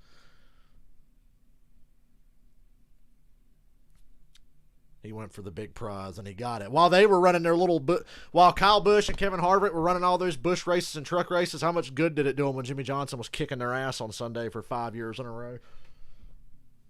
Plus 2 other years, and plus other years where he won more than them. A lot of good those trucks and Xfinity wins did them in that era.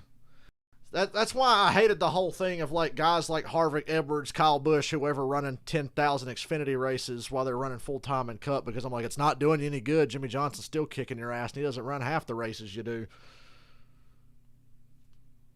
I've never seen anything like Jimmy Johnson.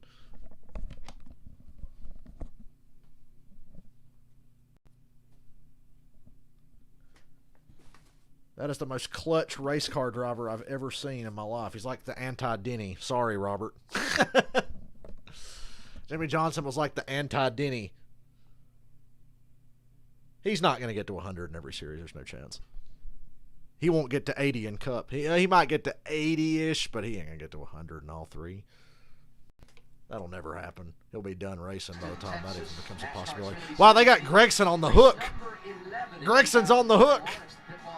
They're having to tow him to the garage. What a shame. Oh, so sad.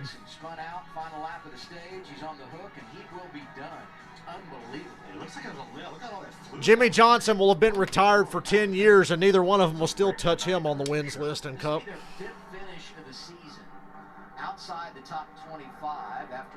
Kyle will get the closest. He's probably got longer left than Harvick. Kyle and Harvick, like I said, they're very, you can compare them. They've got very, Harvick's kind of a late bloomer though. I don't see the nose caved in or nothing. I wonder what happened to that car. Maybe it was something in the rear. He's got a lot of damage on the right rear there. Yeah, of course he's the only driver in Cup with multiple championships because Jimmy Johnson fucking retired. Jimmy Johnson, Tony Stewart, and Jeff Gordon left. And Denny Hamlin can't fucking finish one off. Stayed out at the end of the stage. Allmendinger and everybody nobody behind him, Regan. Well, 19 and Brandon Jones was part of their plan. The only reason Kyle's the only guy with multiple championships is because Jimmy Johnson was too busy winning them all for anybody else to get multiple. Sliding the rear just a little bit too much. AJ Allmendinger right now, his race car needs more front turn at the apex. The fronts are starting to go away. That's his biggest Kurt Busch had his 1, Tony Stewart had his 3 combined, and then Johnson had his 7, and then you had Harvick get his. I'll give Kyle credit for a championship and a half.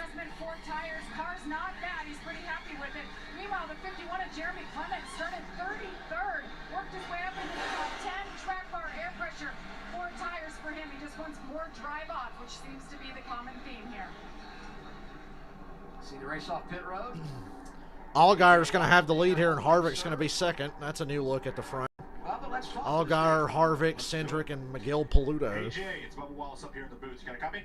And Riley Herbst, who catches every break possible to get up. How long will Riley Herbst last in that top 10? Because right behind him is Kyle Busch and Harrison Burton. Man, I'm 0 for 2. And Bubba and Blaney still can't figure out how to talk to somebody. Just interviewed me because this radio thing is not working out. Oh, man. Well, they might be too far away. I don't know. It may be. Or maybe we need to be like, hey, Adam Alexander up here in the booth. Can you talk? Yeah. Oh, hey, Adam, what's up? That'll be your ticket to success. Yeah, man. He goes to the racetrack to ride a roller coaster. We're ready for stage 2 in Austin, Texas. Green flag when we return. People today.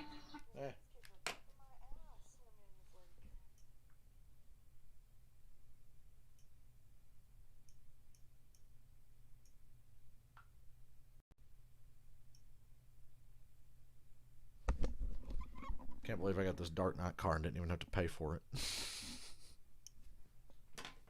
Okay, I paid the shipping. I paid the shipping and the tax. Everywhere I looked, I found this car. Did I tell you guys the story of looking for this car? I was looking for the Mountain Dew Dark Knight car. Everywhere I looked, it was like, at cheapest, it would be like $250. Like $250, $300, whatever. Found a guy who had it for $165. Made an offer for him to lower it to like $130. And then somebody gave me $100, and I bought it. Yay! The next couple of cars I want are pretty affordable. I don't know what order I'm going to get them in or when I'm going to get them. But we'll see.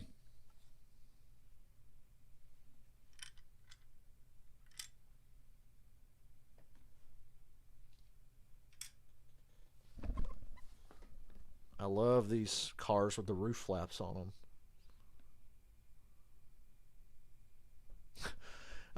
I've been saying all year, Michael, Herbst is definitely a one and done. I don't know who they're going to get in that car next year, but he's a one and done. Maybe they can get John Hunter. John Hunter Nemechek's literally having to climb the ladder again. He had to go down to trucks. He's got to come back up to Xfinity and maybe get another shot at a cup ride. He's good enough. He deserves it. But they got to get somebody in that 98, a Moffitt or a Nemechek or something. They got to do something. That's a waste having Riley Herbst in that fucking car.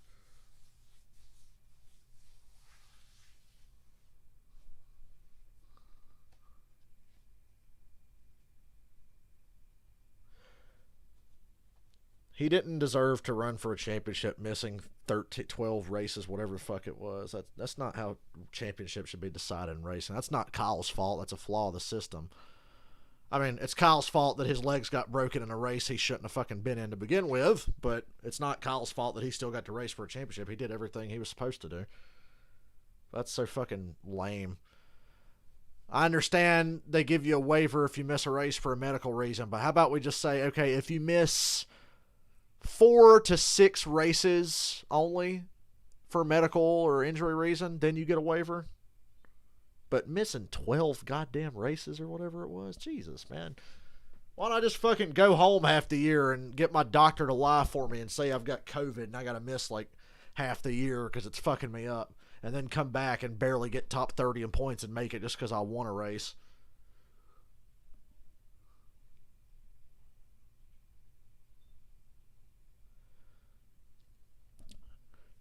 way I see it, Jimmy Johnson was smarter than any of those guys that day. They caught a break with the caution. Carl Edwards was going to win it. They got that caution late. Carl made a bad move. That's Carl's fault. Joey made a bad move. That's Joey's fault. And then Kyle fucking choked, and Jimmy Johnson won the championship. That's their fault, not Jimmy's. Yeah, I'll be interested to watch his progress through the field because he has to drive through a lot of cars who only have one lap older tires than him. Yeah, for sure. Jimmy Johnson didn't run trucks. He only ran 1 year in Xfinity. I'm sure if he ran about 15 fucking seasons in Xfinity like it seems like Kyle Busch did, he might have been able to win a championship. Everything was going fine according to plan. How dare Jimmy Johnson not stay in Xfinity? He went right to Cup and started winning right away. Shame on Jimmy Johnson for moving up to the Cup Series. Made a really big blind pitch to it, and then caught on fire. God damn, Noah's car exploded. We didn't even see it. Didn't hit any of the big tall curbs out there. You can talk about their Xfinity titles all day. Nobody gives a shit because Cup titles are the only thing that matter. And Jimmy's got 7. 7. He's got 7 because he's better than them. He won those championships kicking their ass. Harvick in 2010. Kyle Busch 5 years in a row. Actually, no, half the time Kyle didn't even get close enough to winning those championships. Try and go to Charlotte next weekend, and I don't know. It's fucking David Green won an Xfinity Series championship. Put him in the Hoff. Feast or famine for them this season. You saw the graphic, 4th DNF of the year. And David Green ran Xfinity for like 20 years. Jimmy Johnson only ran it like once. That's how excited they are. Maybe Noah needs to go. Noah needs to get back on that right there. Get his hopes back up. Get his confidence back up. But I'd raised the question: did he hit a curb and knock the oil pan off of it? When we seen all that fluid dumping out. All you can talk about is Xfinity and truck numbers. When it comes to Cup numbers, which is all that matters. Everything. Come back next week. You don't try to go to Charlotte. You definitely got to show up to Charlotte and go try to win the race. She's telling me that Kyle Busch is better than Jimmy Johnson because Kyle's won an Xfinity championship. Way off on this one. Allmendinger did it driving for the captain in 2013 at Mid-Ohio. Chase Briscoe had his run, of course, for Stewart. I hope Gregson gets about 4 more DNFs, and I hope they're all in a row as the playoffs start. I'll tell you, Save those DNFs for the playoffs, Noah. I'm driving one of those things. Fired up right there. And, we got 3 Fords in the top 5 right now, so maybe we can make it another Ford as an inaugural winner. Man, that Toyota 54, though, was strong, so we'll see. I think he won the 2nd or 3rd race in the Camping World Truck Series, right, Blaney, when we went up there racing. I was says 2014 or 2015, but Chase Elliott won the first one. Yep, in Canadian Tire, yeah. Hey, Regan, you got something on 23? Dale Earnhardt never won an Xfinity championship, but once again, he never ran that series full time. And he's still better than Kyle Busch because he won 7 championships. This most recent set of pit stops asked for some tape so he could tape the earplugs back onto his ears. They were falling out of his ears. Might be a little more fired up after that pit stop as well. He got a speeding penalty while he was coming off the road at the end there. So a lot going on for Andy Laley. And there have been a lot of penalties today, going back to the Truck Series race and what we've seen so far in this Xfinity race. Yeah, you got to run into that at new places, especially a road course. I feel like we've been under caution for an hour because we had a 1-lap run to finish the stage, and then we had the stage break caution. It's tough, and I'm sure we'll get almost forgot I was watching a race. Coming to green here. Allmendinger wins stage 1, restarts stage 2 in 20th. Allgaier, Harvick, front row as we go for this. Allgaier, Harvick, Cindric, Paluto, Raleigh Herbst. How long will that last? Not long. I'm so happy to see you on that one. I ran out things to say. Cindric. That was a bump draft on that restart. Now Cindric shoots to the inside. He's going to take the lead here. Oh, Cindric makes a real great move. Cindric shoved Allgaier way out front. Made the pass to turn 1. He can't clear Allgaier yet. We got a mess back here. Not a wreck, but we got a traffic jam coming out of turn 2. Cindric settles in the lead now. He clears Allgaier coming to the S's. Kyle Busch 4th. Raleigh Herbst already losing spots. Get out of the way, Raleigh. He was in 5th or 6th before. So you said in one lap he'll go to 15th or worse? I'll agree with you. Already 8th. He restarted 5th. He's dropped to 8th, and he's just getting in the way. I think the other guy to watch here is Kyle Busch because. See what Kyle Busch has got here coming from a little further back. He restarted 6th. And now he's back there in 4th, and we'll have to work with some traffic. And now we go to a full screen replay, which we all hate.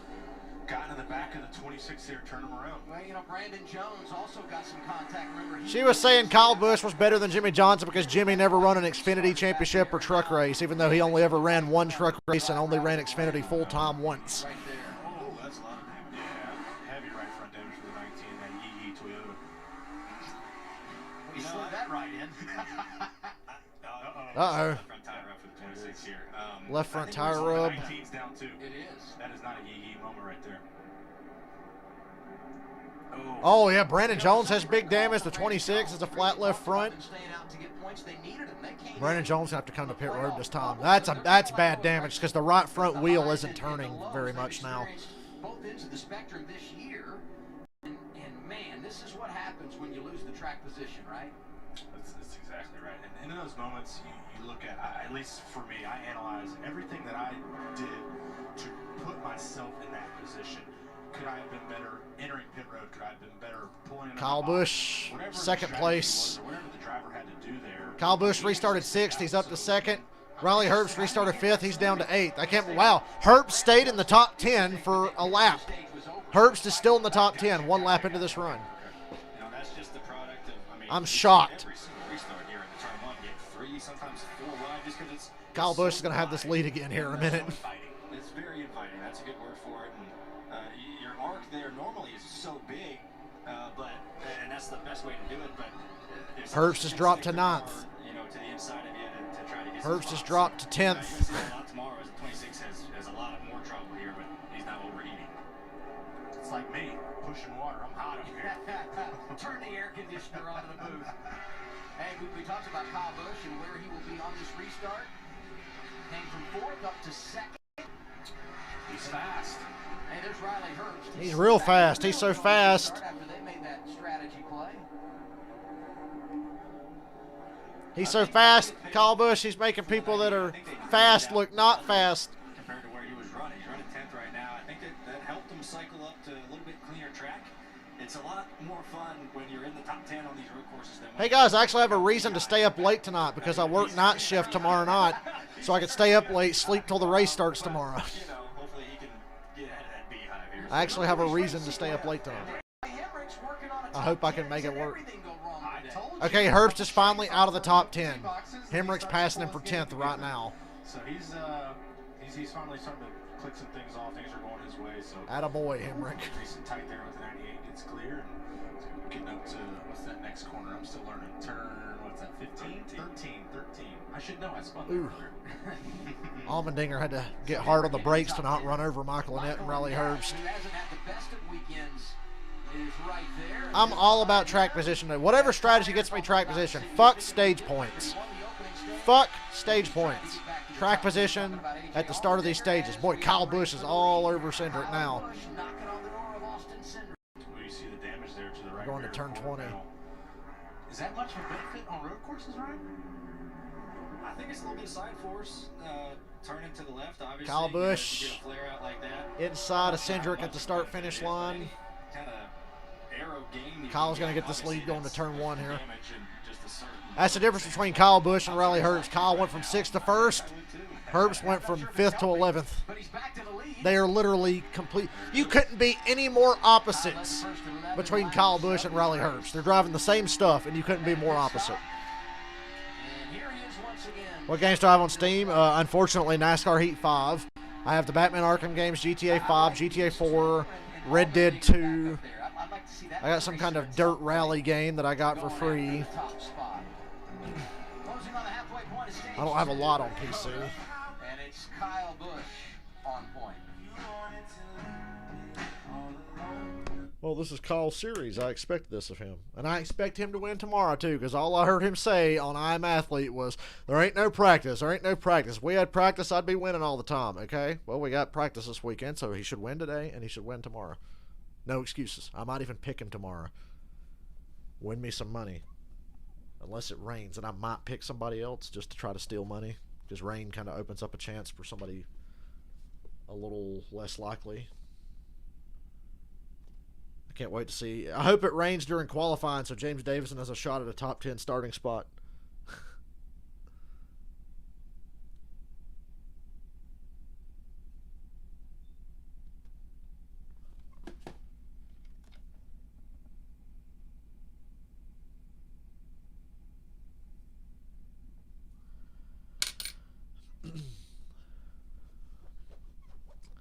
I don't know what I'm going to play or do tonight. I got to sit here and think about how tomorrow night I start a new job. It's so nerve-wracking starting a new job. I get nervous about new shit. First day of school every year always made me feel really anxious. And now as an adult, it's like, oh, new job, here we go. And it's been a while. When my job was really slow last summer around COVID at its peak, I got that gas station job and I worked there a day and just didn't go back. Because I fucking hated it. And then luckily my job started back up again. So I hope this doesn't suck tomorrow. It's going to be put to the test during football season because, come in at 10. But so did our football and go off till like 11. Oh, man. Could get rough. It's going to affect my streaming career for every now and then. Get I want to see James Davis in a Junior Motorsports car in Xfinity. That would be fun to see. I kind of like James Davison. He shows you a little something. I know he's driving Rick Ware's ship boxes, but I like his personality. I like the way he talks. Some potential there.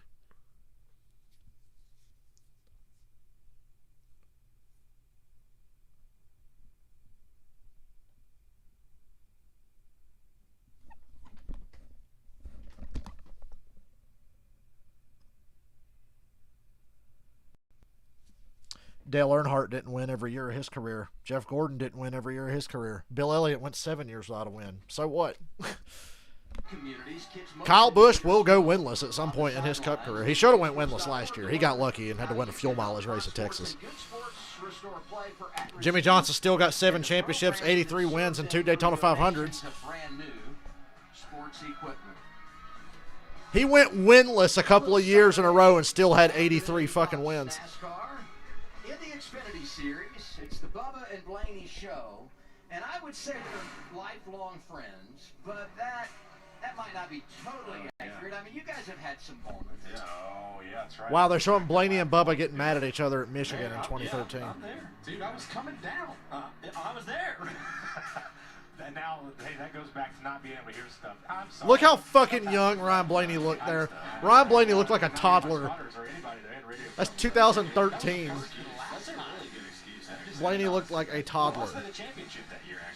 We got a caution here. What's a caution for? Tommy Joe Martin stalls on turn 6, bringing out the caution. I can't remember, to be honest with you. I don't remember. I think Ryan come up and apologized to me for running into me. Yeah, I doubt that. I'm going to go no on that. I don't remember how that went. I don't remember. Hey, everybody's got 3 sets of tires left, right? And so 2 sets of tires left. You don't. There's no way you pit here, right? I mean, you can't. Yeah, and Kenseth's another guy who's in that conversation with Harvick and. You only have, we're on lap 7. I think you only got probably 4 laps. Dale Earnhardt never ran full time. He only ran. Dale Earnhardt won like 20 Busch races because he never ran full time. Just like Jimmy Johnson, Earnhardt didn't run full time, and Jimmy went whole years without running them. Ryan Sieg is in, and a team that had 3 consecutive. Dale Earnhardt, now he's got like 21 Xfinity wins. Not going their way. He never ran more than 14 races in a year. Earnhardt ran about half a season 3 times. And he went winless twice in his few attempts in Xfinity. He didn't win a lot of Busch races. He won 21. In a 12-year span, he won 21 races, running part-time. You guys saw it on Race Up this week, but Kyle came out here and did a Toyota deal and did a ride-around with Hemrick and John Hunter, and John Hunter Nemechek was in the back seat. Well, this race has not been as good as the truck race.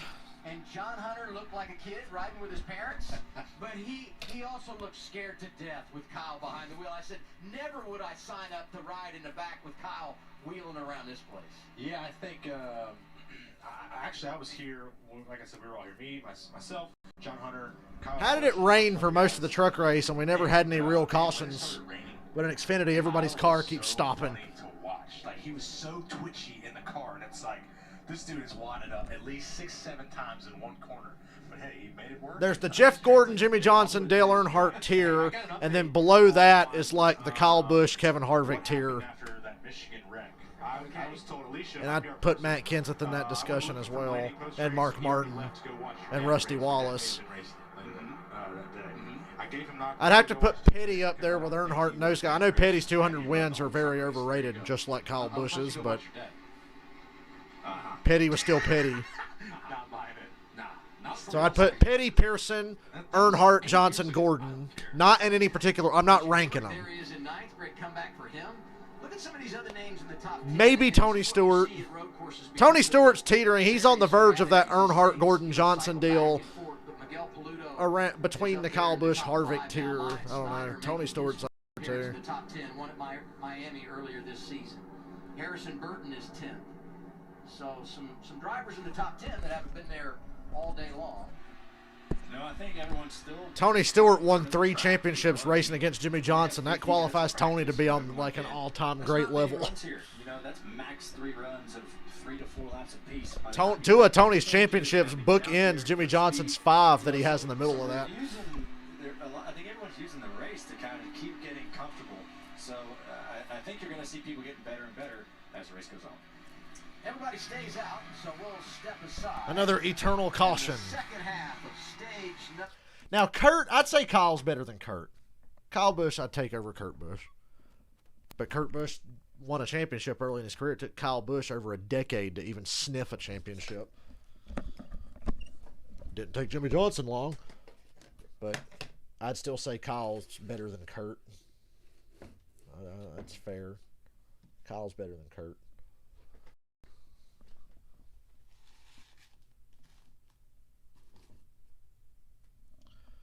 Hold on, I'm rearranging my die-cast cars.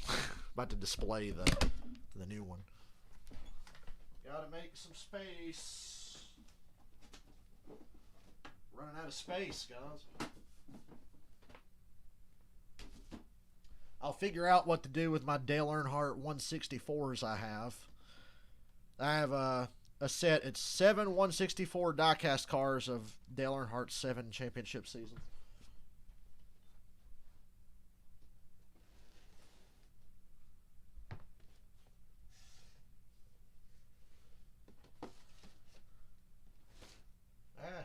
Don't want to knock my lamp off here.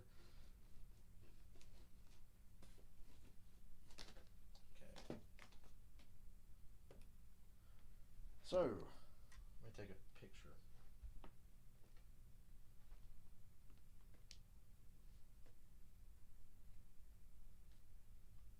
There we go.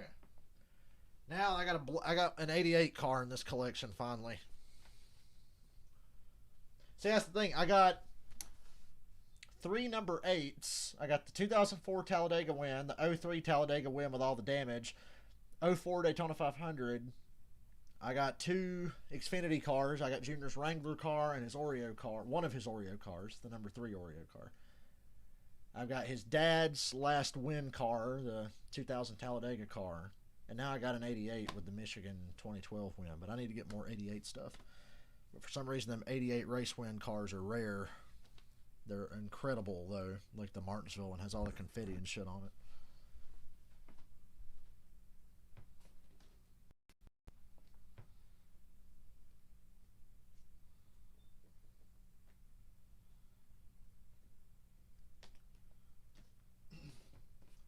I got the 2004 Daytona 500 car in the middle. I got to get the 2014 Daytona 500. I've got to get that one. That's like the holy grail.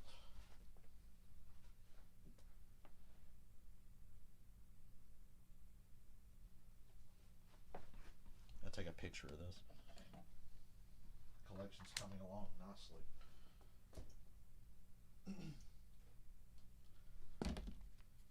See this awesome facility. And number 2, a trip to Austin, Texas. Great town. 2 Austins in the race today. Cindric is second. Yeah. And Austin Dillon is 24th. Bob Blaney signed up for the music, no doubt. Yeah, it's a great music town. Meet Boyer and Gordon went to Austin City Limits, the Moody Theater last night, kind of checked it out, and ACL Live has been on air. Willie Nelson started in 1975. How about that? And it was pretty cool to see.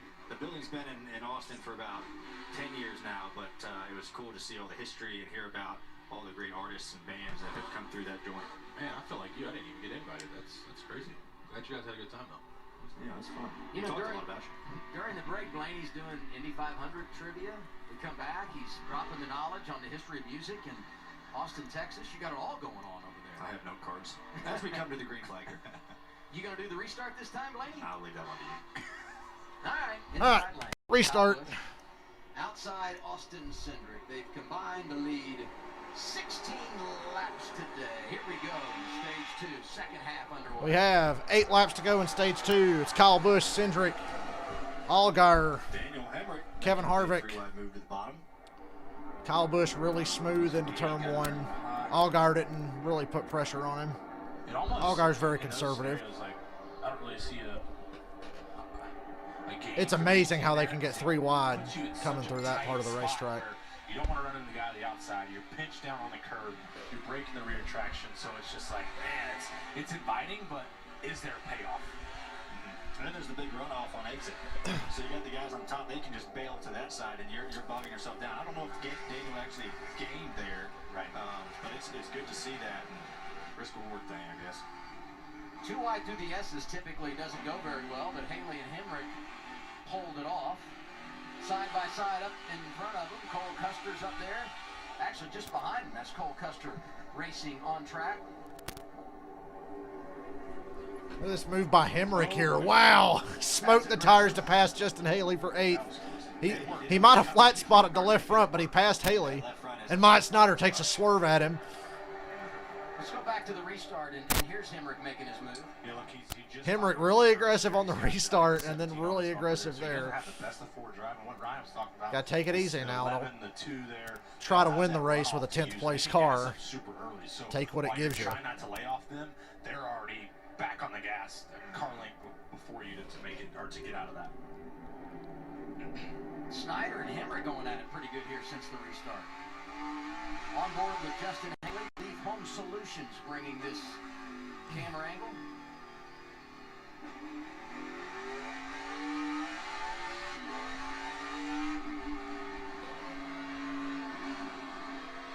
Daniel looks loose there.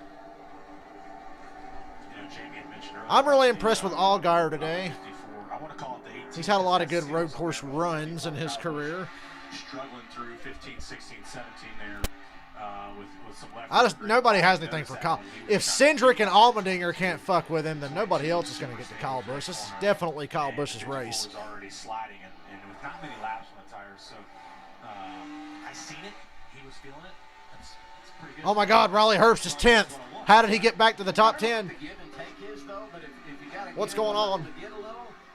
The way he's doing things, I'd say I'd give that up for everything else. Oh, never mind. Riley Herbst just got spun out. Well, there goes all that track position. So a little bit of damage on the left rear. He gets it going there. He got looped around coming to turn 2. We got down in that grass, and with all the rain we've had, I got nervous. Boris said still running 11 laps down. Chastain's still out there 10 laps down. I didn't even realize Chastain and Boris had come back out. And qualifying, getting the gravel pit there, it's like, it's so hard to tell yourself, hey, actually gas up to get out of the gravel so you don't get stuck. And especially to tell yourself not to go in the grass, too. Easier said than done. Oh. Cole Custer just bounced in there and kinda, yeah. run into Riley. The yeah, better Stuart Haas guy ran over the shitty Stuart Haas guy. That's tough scene. Ryan had mentioned that earlier. You want to run wide through there, but you know it's 50-50. 98 should have known, like, hey, we're still racing pretty early on a restart. We're not spread out enough to where I can run a big arc to get a straight run off. And so somebody may fill the spot. This race needs some rain is what it needs. We got to spice this up. We got to get some rain out here. Just you talk about that give and take. There was no give, no take there. Hey, I want to go back to the restart and the moves you were talking about there. How much of that is premeditated and planned as you come back to the restart area versus just reactionary as you come up the hill and see how it's sorting out? I've kind of been on both sides of it. There's some places, just any track in general, I'm sitting in a certain spot. I'm like, all right, you know, I'm gonna take this guy 3 wide if I can get a good enough restart. That's a cool camera shot, looking through a fucking wall. Somebody, and you just take it. It's just a, you know, kind of a reaction to things. You know, sometimes you don't plan it, but sometimes Nature corrected itself. Riley Herbst had to get spun out. He doesn't belong in the top 10 on a road course. Very quickly. He really doesn't belong in the top 10 anywhere, but his car is going to carry him there a lot of times. AJ hasn't made up a lot of positions since the restart after winning stage 1 and everything cycled through. No, Adam, I was actually going to mention that earlier. Track position is key here, because you would think with AJ and the car that he had at the beginning of the race, he would kind of just march up through there, you know, in a timely fashion. But man, he really hasn't done much. And maybe this is part of their strategy. Who knows? But I think we all know AJ, and when it comes to road courses, he's not just going to sit back and ride. What's up, Jamie? Daniel Hemrick, what a day he has had. What a He's all the way day. up to 8th right now. Remember, he changed that transmission, started in the back, then he had a shifter issue early. They pitted, had a speeding penalty after pitting for the shifter issue. He spun, I think, 1 time, and he's still digging. Imagine how good this 18 team would be if they had a clean race right now. Man, me and Ryan, obviously, we're around each other. All 3 of us are around each other just about every day of the week. And to know that the heart and passion that Daniel puts into racing and what he's put into it his whole life, him and Kinsey and the baby Ren, we all wanted so bad for Daniel, so bad. And so to get something, a good clean weekend, one day, he's going to put it all together and get that done. I hope I'm there when it happens, because it's going to be a heck of a celebration. We'll be playing golf for sure, so you'll be invited. Do you think Stewart Haas Racing struggling because Tony Stewart's putting too much focus on other shit like SRX? Pass, follow 2 through. I wonder about Stewart Haas these days. Gene Haas is up at the F1 team's ass. The Cup teams are struggling except for Harvick because Harvick's fucking great. So in the 7th spot, I mean, you keep climbing, and who knows? Get a good pit stop here and put yourself right in the game to maybe go out and pull up the first victory. That's right. Perseverance, adversity, you got to overcome all those things each and every race. It's, the 8 car's got a problem. He broke something. Just went by Miguel Paludo. Miguel Paludo, yeah, he fucking might have hurt that motor. I saw something coming out the back of the 8. Jamie, what is it? They're saying it's the gearbox. Gearbox on the 8.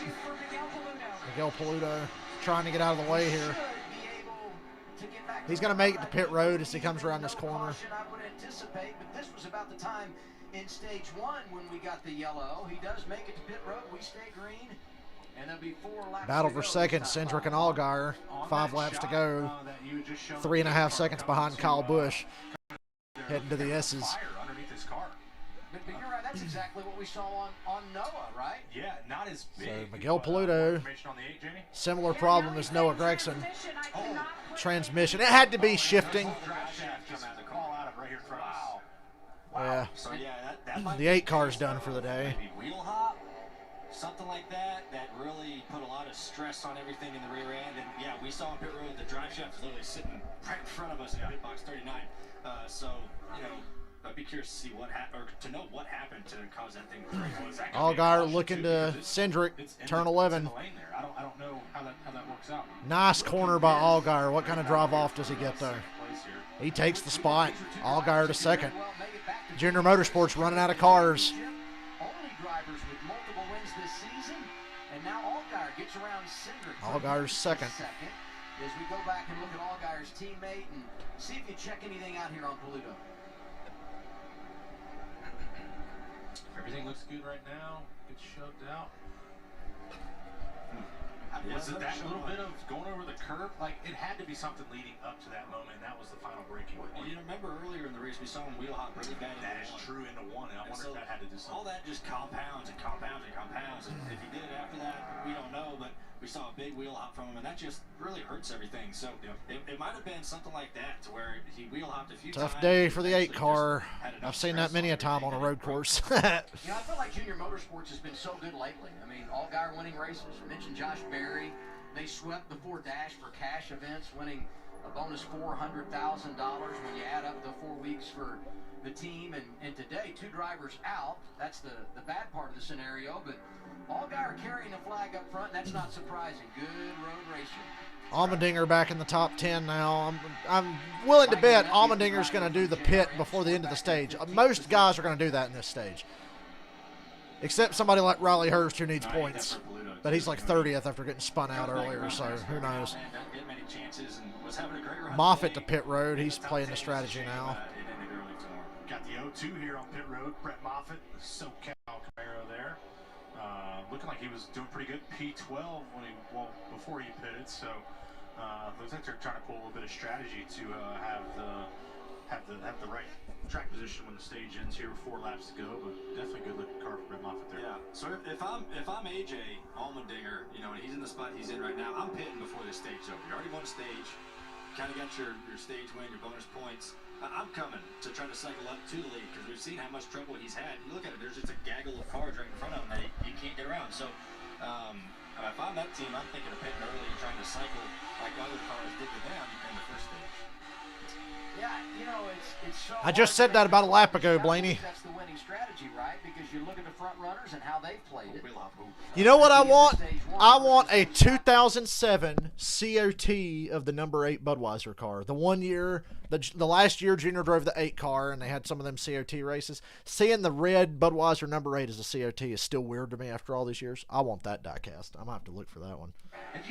I got to get some more 88 shit. Like I said earlier, I'm looking at the 2008 Bud Shootout or the 08 Michigan car and the 2017 throwback car for his final cup race. Those are the next 3 I'm kind of looking at. Just that they can recover. So yeah, I don't recover. I mean, that's the difference.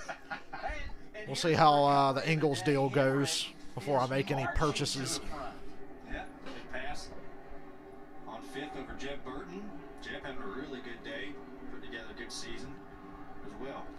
Yeah, Jeb's in the playoffs. First year driving full-time for college. Won at Talladega. And there's his cousin. Last year's Rookie of the Year, Harrison Burton, driving the 20 for Joe Gibbs Racing. He's 9th and looking in his rearview mirror. Whoa! Justin Haley drove into the back of Harrison Burton. They cut away from it. Patience right now, and we're coming to 3 to go in the stage. I think Harrison might have pitted. Is a planned pit stop for Austin Cindric. Cindric's pitting. Well, it's absolutely his plan right now.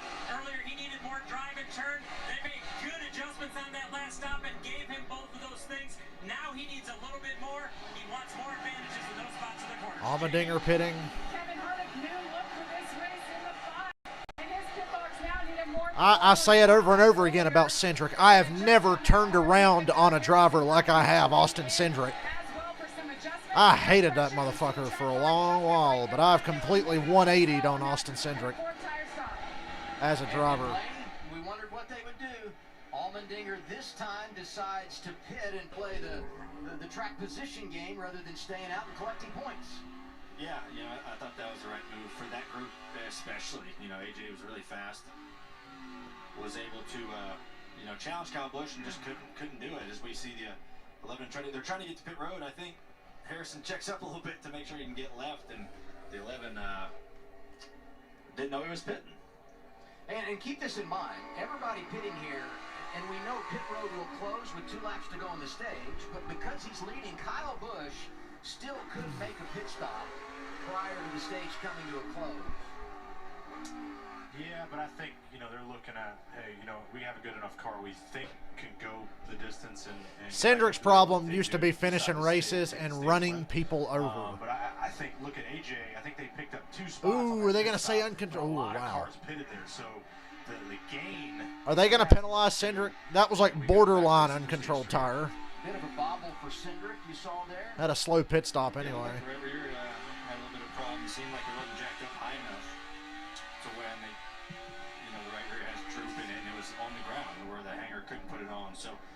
that's a costly issue for that group. Hopefully they can make it back up. 18's or the 18's, yeah, did it. 54 is coming here. He called Kyle the 18. And he has to do it now. 54, Kyle Busch on pit road with 3 to go. The stage is gone. That's right. Because we'll close pit road, but what's Allgaier and Hemrick and Haley going to do? Allgaier pits. Stop, and so is Justin Allgaier, who was scored in the That's cutting it close. position. We'll see if this is the move that puts him in I think Cindric wins a cup race this year. Cindric's racing tomorrow, and he's racing Road America. I think Cindric can win a cup race this year. I said at the start of the year that he would. I stand by that prediction. I may pick him tomorrow. So I'll have to see how qualifying goes tomorrow.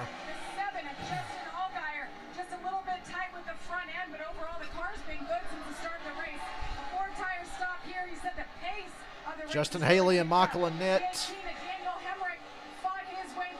Well, Justin Haley's leading. He's going to play for the stage one. Michael Annette's second.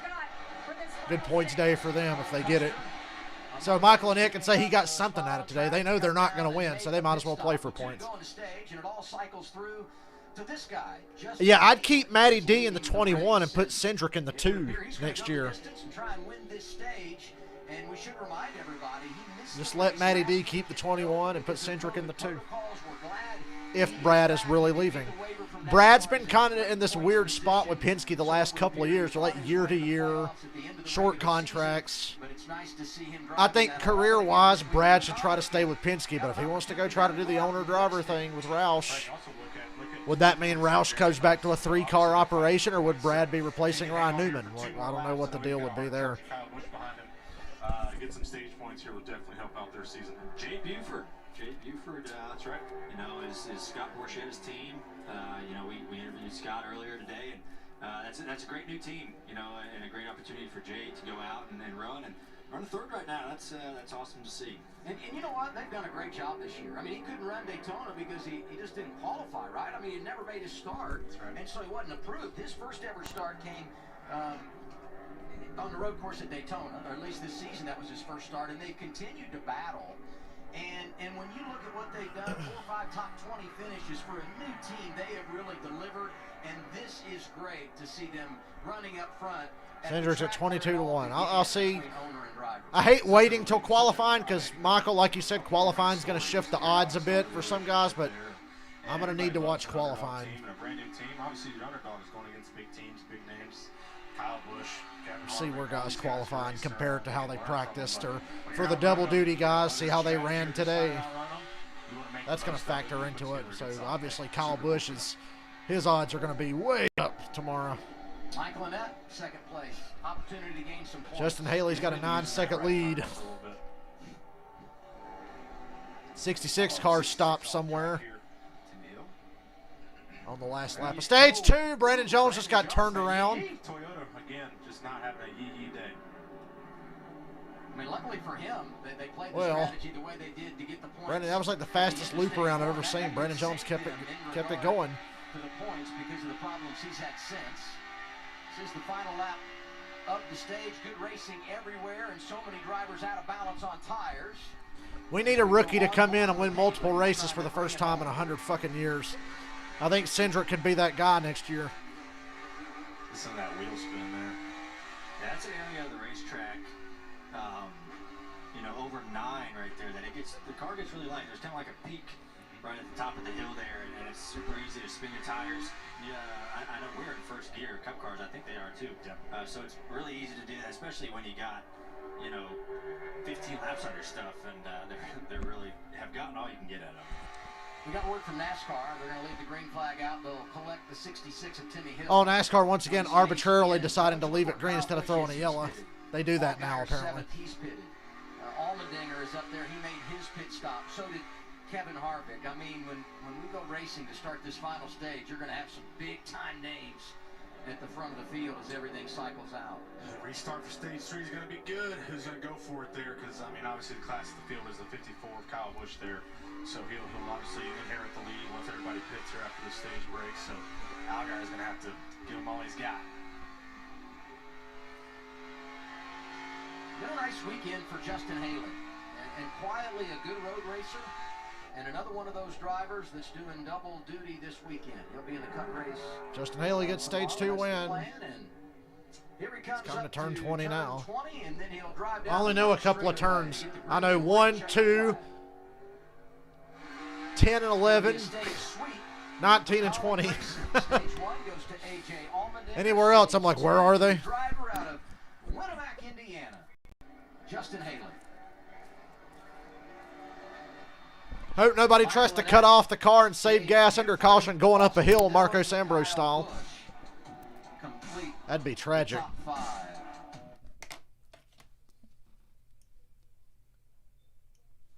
Boy, 2 races in one day, I'm losing my voice.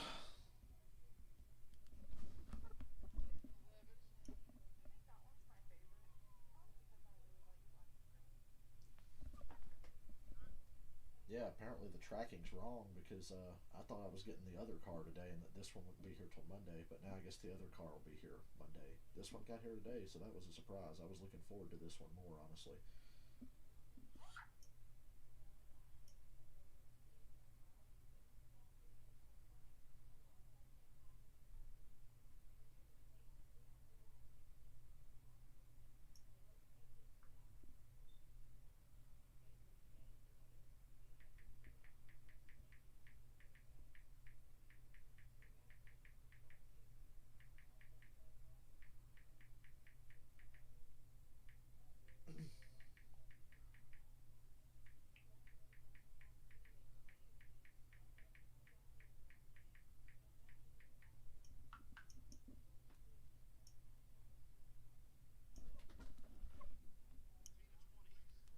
Oh, DFS, drop it.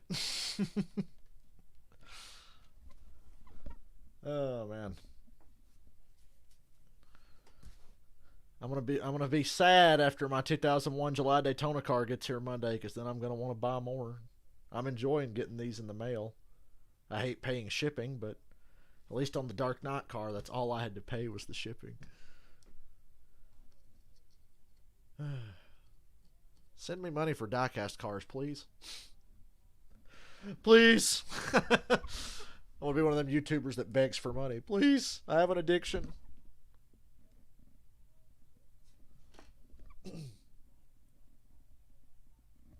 Pretty much all the cars I have are Daytona Talladega. 03 Talladega. 2010 Xfinity Daytona. Well, I got the one Michigan car, the 2012 Michigan. 04 Daytona 500. 2000 Talladega, 2004 Talladega, and 2002 Xfinity Daytona. I mean, I guess it's being an Earnhardt, a Dale Jr. collector primarily, are going to have a lot of Daytona Talladega cars. I will have more when it's financially convenient. Tomorrow, the best NASCAR season ever continues as the Cup Series makes its long-awaited debut at Circuit of the Americas right here in Austin, Texas. It's race day starting at 1. The green flag around 2:30 on FS1 and the Fox Sports app. Don't forget, qualifying tomorrow. The seldom-used race day qualifying session. It's on FS1 as well at 11 a.m. Eastern Time. Austin Cindric in that race tomorrow. He scored 15th in this race right now. I'm not a magician. Good God. I'm sorry, but we got to be better, guys. We have to be so much better. Cindric is rightfully pissed off. His pit crew's pretty much taken them out of this race. They have no chance to win now. Austin Copperfield. Right here hung up again. Oh, that's what we talked about earlier. Yeah, that's right. I don't think they could get it on with the Drew. They haven't in the rears. The jack just wasn't up high enough, and yeah, you know, that's frustrating. You know, you work really hard all day, and then there's just little mistakes that happen. But, you know, hopefully they'll make it up. He's got plenty of time to try to get back up there. Now, I've always had this theory. You don't Indy 500 qualifying. Yeah, that is tomorrow. Gets a little angry. Maybe that 26 is stopped. We had a couple cars stopped here at the end of this stage. Hopefully that'll be less to be stopped later. We don't get to see the rear suspension cam anymore. Hey, I wanted to give a nod to this team. I talked about it during practice yesterday. John Hunter Nemechek driving it last week for Sam Hunt. He was on his way to a top 10 at Dover before they had problems, and we've seen Brandon Godova driving the car this year, and also Santino Ferrucci, who's done a great job when he's had opportunities in the first few races of the season. He's at Indianapolis and trying to run the 500, and that bad crash earlier this week. So I want to send well wishes to him. Good to see him back at the track after he had the accident. Pit road is open as we wrap stage 2. And here come the front runners, Regan. Well, Justin Haley's plan worked out perfectly to get those stage points as well as that playoff point. Right now, he's 2-3 in the right-handers. Wants an adjustment for that as well as a tear-off in a drink. Michael and then the same plan. They needed points as well. They're really close on the playoff cut right now. They helped his drive with the last changes, hurt him through the S's. And keep an eye on his car. He thinks he's about to lose the clutch. Jamie? Pressure's on for this 48 team. Jake Buford worked his way up to the top 3 there, saying he's a little bit tight in, a little bit loose off. We talked about this little team. It all started right here at Circuit of the Americas. Wow! I need to put this fucking zero sugar cherry Pepsi in the fridge. It's getting warm sitting in here. Jeremy Clements with new paint on the car again. I don't know if there's a driver that works harder at marketing than Jeremy Clements. The leader when we come back for the final stage will be Kyle Busch. It's time to get rowdy. I'll be all right.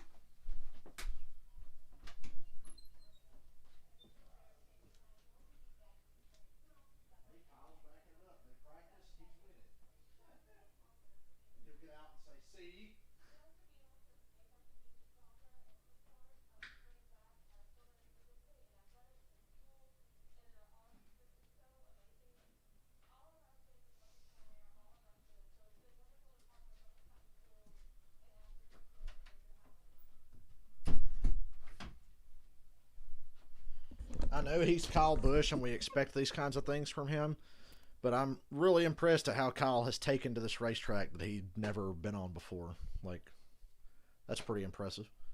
You'll see a lot of guys. There are a couple of guys. I think Kyle, Chase, Truex, the usual guys, but that's pretty impressive because this is an ass whooping. It is definitely an ass whooping.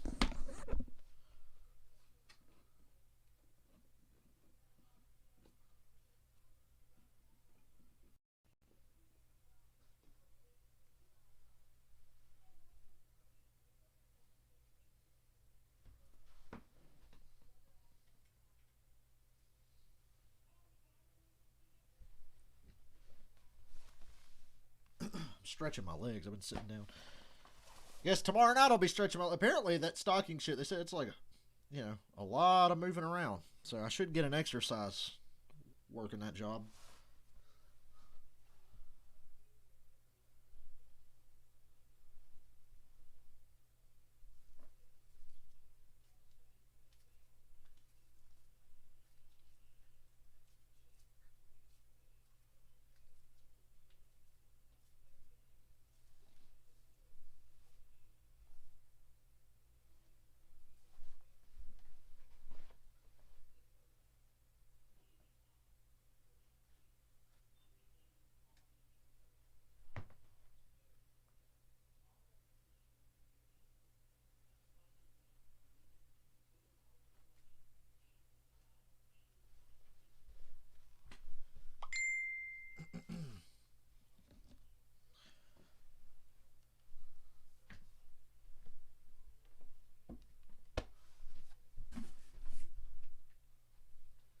A little barbecue.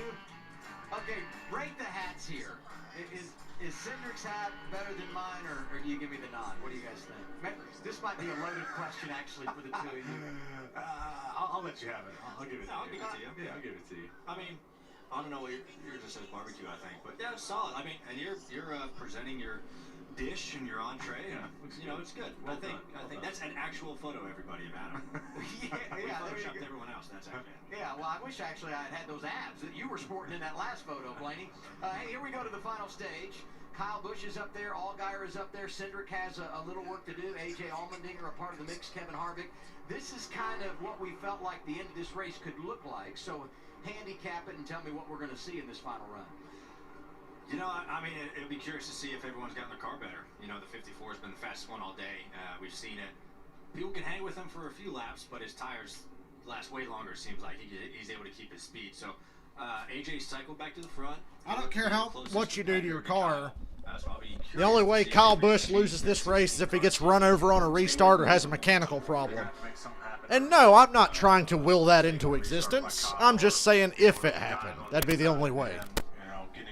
Trust me, Cage, it's the only way. But the aggression level will definitely go up as we come to the restart zone here. 54 on the inside, 7 on the outside. They're coming up here for the final stage restart. Third stage, Kyle Busch, Justin Allgaier, AJ Allmendinger. They've got about 1 or 2 corners to do anything with Kyle Busch. God, he gets them good restarts. You could see it from Allmendinger's onboard there. Nobody's better on restarts, especially when they're leading the race. Good God, Harvick's 3 wide in the middle with Hemrick and Burton. He runs Harrison wide to avoid running into Hemrick. Kyle Busch gets away with the lead. Allmendinger's on the outside of Allgaier coming out of 2. He clears Allgaier. So now Allmendinger's cleared for second. This is his only shot to chase down Kyle Busch. He looked good in stage 1 hanging with Kyle, but as they said, just as the tires wear, it's like Kyle gets better. We were at Martinsville, and I tried to outrank it.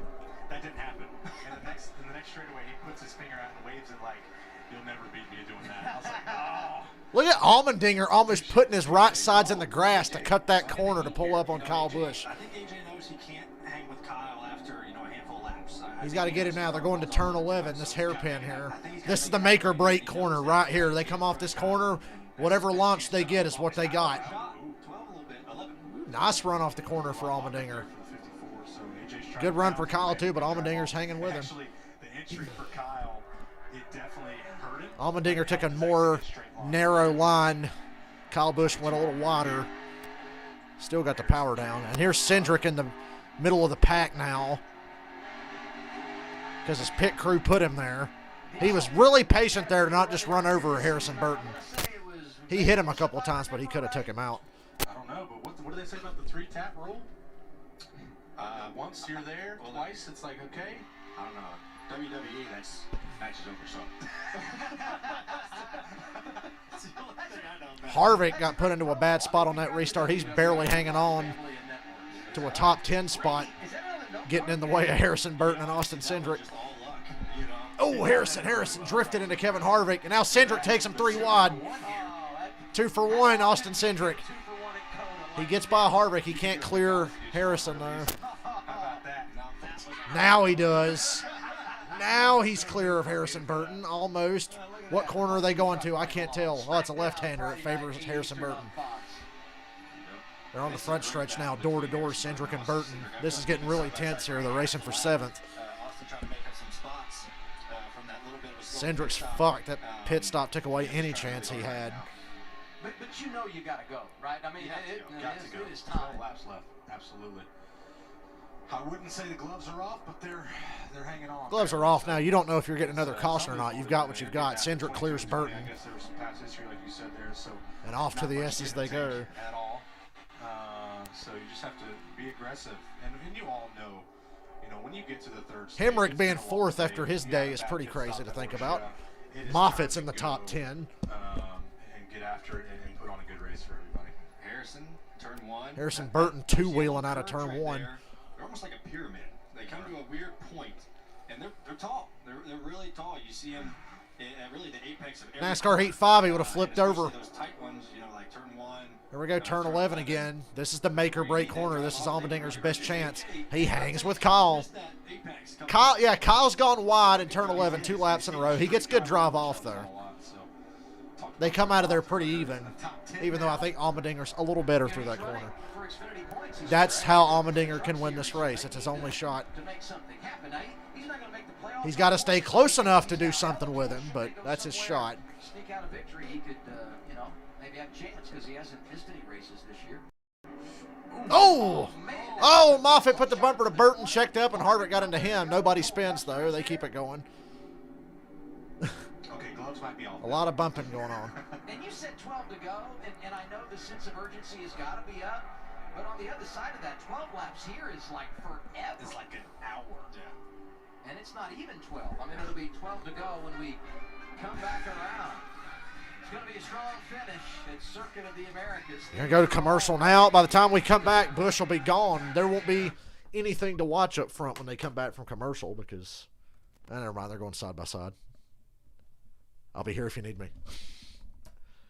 For Overreaction Theater, live on my stream.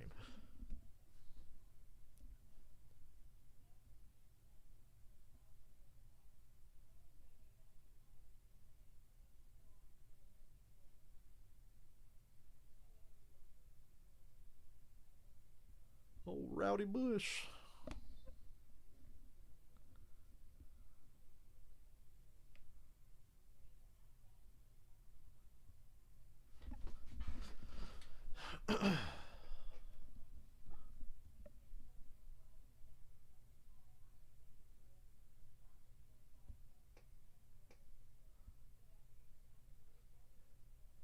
This is a real test of Austin Cindric's patience. Oh, he's side by side with Myatt Snider. They're dooring the shit out of each other. And they're hitting again. This is a real test of patience here for Cindric. He's doing everything he can. And he clears Snider, no problem. Well, I won't say no problem. They were dooring each other pretty good. I'd like to see the sides of their cars.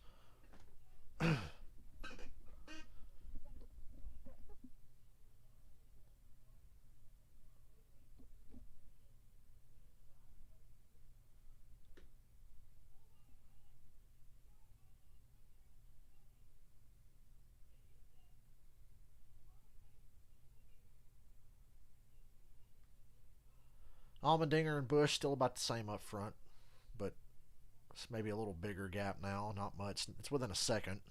As close as anybody's been in a while.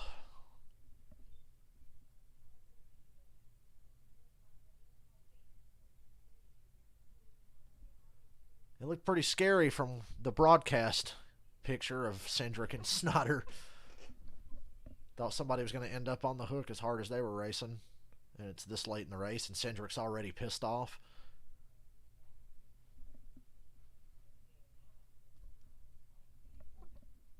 The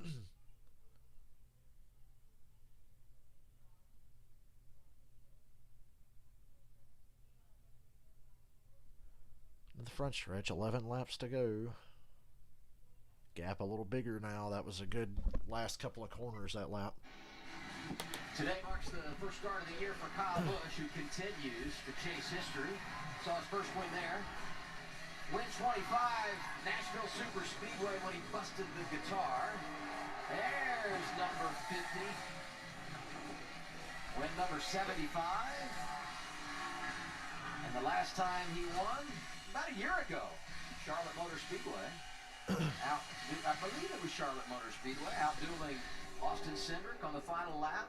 And now he's at 97 career wins. The key is turn 11, and Allmendinger's a little farther away every lap that they get to turn 11. He's losing his opportunity. Because Kyle Busch is not going to give this away. He's not the kind of guy that's going to make a mistake. And that's what it would take. I would say Kyle's pretty decent. Kyle's pretty good. Remember when I told you guys I'd pick the second place guy again? Well, Michael, we're right on schedule. I'm going for 3 in a single weekend. Second place, second place, second place. I'm about to get 2 in a row. Goes according to plan. Today, then he'll be victorious, but we all know that nothing ever goes according to plan. I really think I got a strong shot at sweeping the weekend for second place finishes. Mike Snider, a Dex Imaging car. Good looking car. Dex Imaging, good partner. And we have more on Kyle Busch with Jamie Logan. Well, Bubba, one thing that we know too is that when Kyle runs an Xfinity, he usually really performs well on Sunday. And just a note on that 54 car, it went to victory lane in the one and only road course race we've had prior to this with Ty Gibbs behind the wheel. Ty Gibbs will be back in the car next weekend as well. And then the next time we see Kyle, he's going to be in Texas, Road America, and he'll run Atlanta this summer, and Nashville Super Speedway. So those are the races that he has remaining on his schedule, and 3 wins into 5 races, and he will hit the century mark. Crazy thing about 100 wins for him. You know, we can all look back and remember just. I don't really know if I feel like playing F1 today. It's kind of shitty. They always do that kind of thing on weekends where I don't feel like playing it. I just kind of want to relax the rest of my day. I don't want to learn a new game. Just to see, you know, what was different from when we tested here. You know, what to expect in a Cup car. And you know, he's there, somebody to lean on. So somebody I look up to and has helped me out in my career for sure. Yeah, but not only what he's done on the track, but I mean, you talk about it, Bubba. I mean, owning the vehicles in the Camping World Truck Series. 10 to go. All he's meant to the development of so many young drivers. I mean, you've been through that Harvick's system. starting to bounce back from his bad restart. He's 8th now. Got around Snyder. I mean, just across the board, so much talent that has made it to the top shelf in NASCAR, courtesy of Kyle Busch and the doors that he has opened with his truck program. It's pretty cool to follow his career. Kyle Busch is a racer. He definitely. Harvick came off the corner and clobbered my Snyder. He didn't mean to. Harvick's got to be learning a lot today. Get a good run down the front stretch here. Yeah, he's learning a lot. This place really is about momentum, isn't it, Ryan? I mean, you get off somewhere or miss a mark, and you can go in the wrong direction in a hurry. God damn, more commercials. All about road course racing, and it's big to not have any momentum breaks. Kyle Busch is gone. 3.5 seconds ahead of Allmendinger. They go side by side again. Might as well just watch Kyle Busch's onboard camera the rest of the race if they'd show it. I'd like to watch Cindric's on board. He's probably the most entertaining right now. Driving the hardest, trying to make up time that he lost.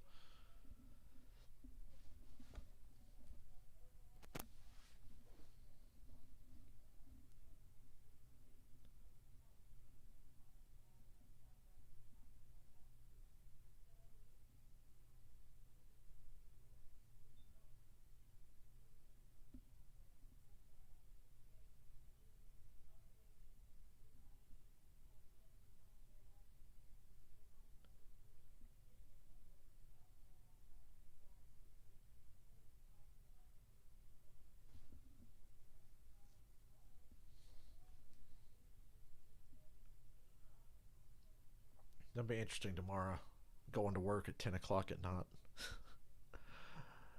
It's going to be interesting.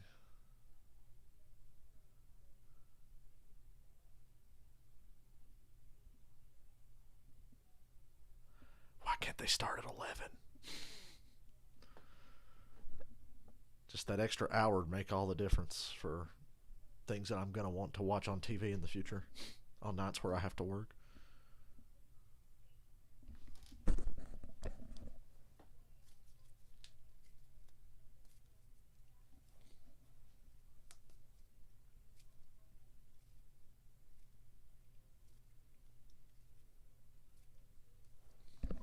Xfinity at Charlotte, that'll be a good race, especially if it's hot. Last time I saw an Xfinity race at Charlotte, I really enjoyed it. It was like a Darlington race almost. 2019, it was like 95 degrees out there, just brutal. During the stage breaks and cautions, I had to go inside just to like be in the shade for a minute, you know. It was rough that day. I'm pretty good about handling heat and sun, but even I was struggling that day. So all them beer-swilling fat fuckers in the stands were like passing out. It's like, why don't you drink some fucking water or something, man? I work with my dad, but work's kind of slow right now, so I got another part-time job to go with it. Trying to make that money and stay motivated. So I got a part-time job working overnights at Ingles 3 or 4 times a week. Is this like a driver's-only preview for Charlotte next week? That was well-executed, Blaney. You know, I'm knocking the rust off here. I've messed up a lot of transitions today, so I'm surprised you guys let me bring us back from break. Practice makes perfect. That's right. Here we go. Oof. Moffitt's getting aggressive on the 2 car here. Run the 2 wide. Snyder's dropped out of the top 10. He's been knocked around pretty good. I'll tell you another little note. Track position. Andy Lally, top 15. If it had rained, he'd been right up there in the mix, I think. I'm sure Andy Lally's as disappointed as anyone that it didn't rain during this race.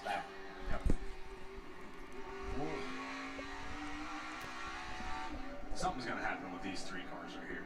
Kyle Busch doesn't want it to happen. No, that's for sure. Come on, we all want to see one yellow, just to spice it up a little.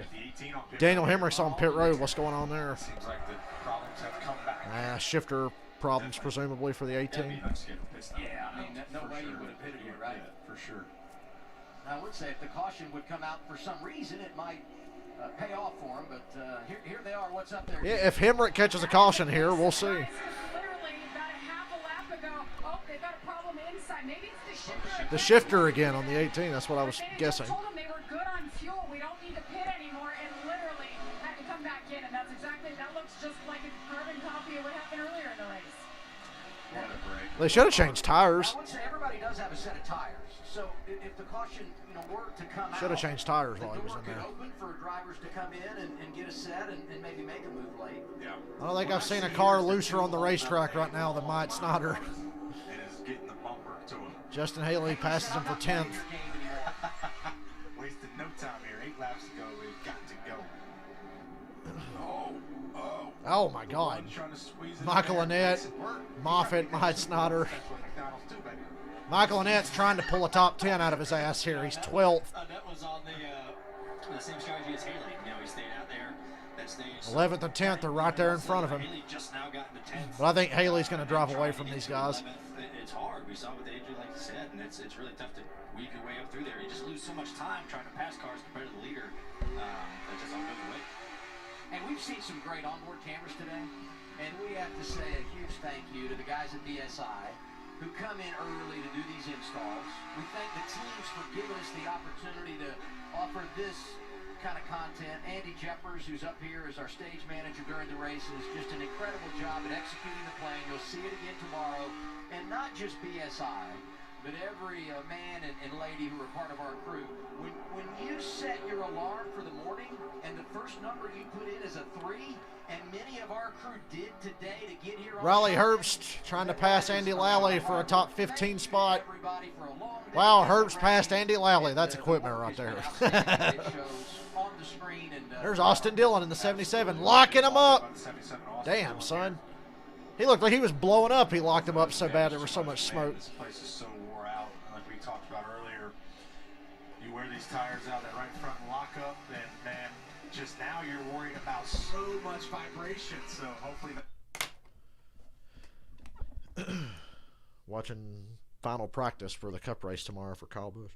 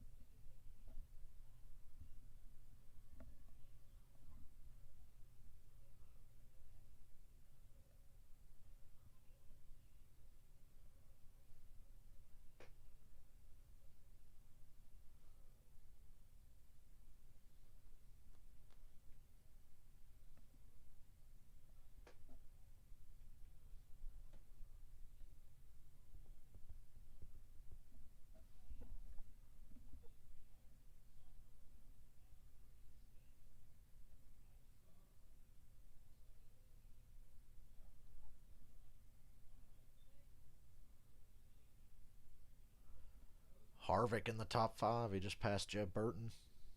Yeah, Harvick's bounced back. Didn't have a winning car today, but there's only one winning car in this field. Only one that was even close. And he's led most of the race. Cindric 4th. I didn't even notice Cindric was 4th. Holy shit. It's quite a drive by Cindric.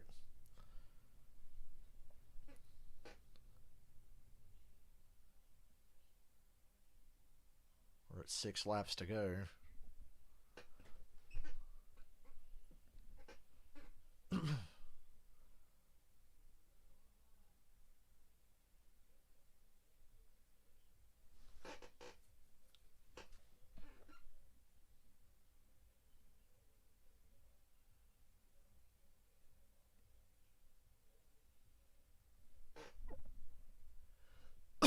Excuse me.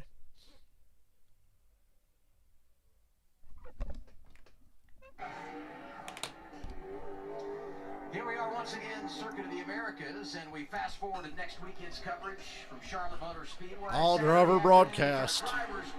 As of now, I'll be at home watching that race with you guys, but I'll keep you posted. I might go to Charlotte next week if the mood strikes.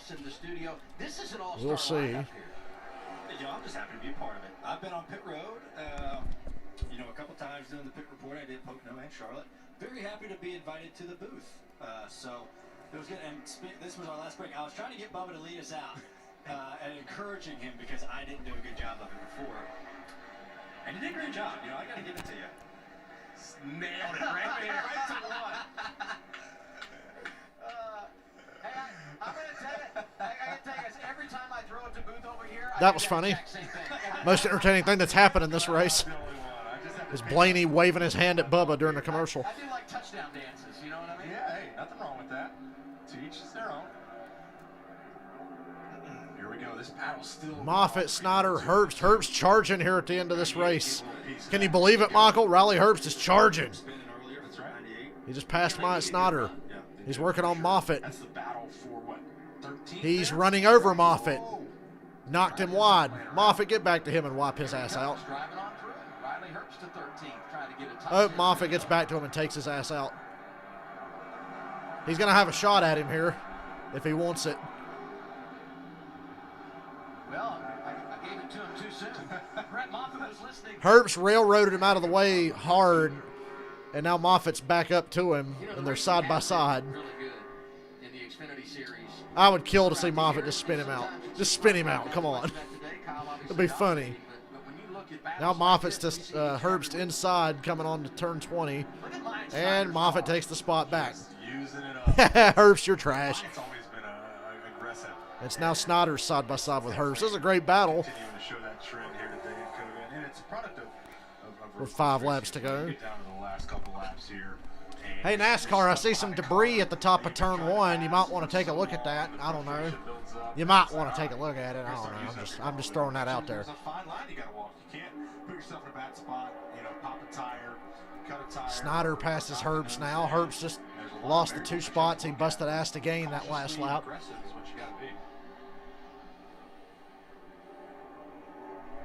And look at the advantage for the 54. Kyle Busch, and somewhere back there is AJ Allmendinger. There he is. Saturday afternoon leisurely drive in Austin, Texas for Kyle Busch. Seconds behind, and a couple of seconds behind him, Justin Allgaier, and I'm glad we're down to 5 laps to go, and I'm sure so is his wife Ashley, because she's expecting their second child. It could happen at any time. She wants him home. Herbst side by side with Mike Snyder again. Back there tonight after the race, and hopefully they can get that behind him, have a successful birth, and welcome number 2 into the family. It'd be a great moment for them.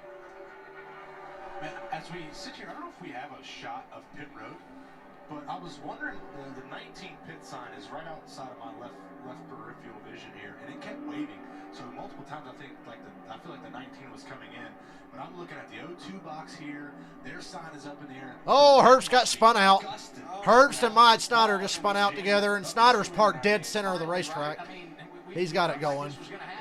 Keep me posted. We'll have to keep you posted on that post-race deal there, because Mike Snyder's a feisty motherfucker. And I have a feeling that had something to do with 98. Oh, it was Snyder's fault. He locked him up and got him the door of Herbst, and they both spun out. I had a feeling that wasn't going to end well. They were both going to end up spun, or one of them was going to get spun. Saw that coming a mile away. The wind is ripping down the front stretch. There's a big headwind going down the front stretch. Does that upset the car at all? I mean, not like it's going to be a factor right now, given where everybody's running and how spread out it is, but would that upset the car, especially when you make the transition and run up the hill? I don't know, honestly. I mean, it is ripping down here where we're standing watching these pit boxes. The O2 looks like the pit sign is about to blow away. It's windy. I would think, it has its advantages and disadvantages, especially when, on road courses, I don't know if it matters as much, but we're on 1.5 miles. I mean, you're constantly getting updates about the wind and which direction it's blowing from 2 to 4, 1 to 3, whatever it may be, and how that's going to affect your car.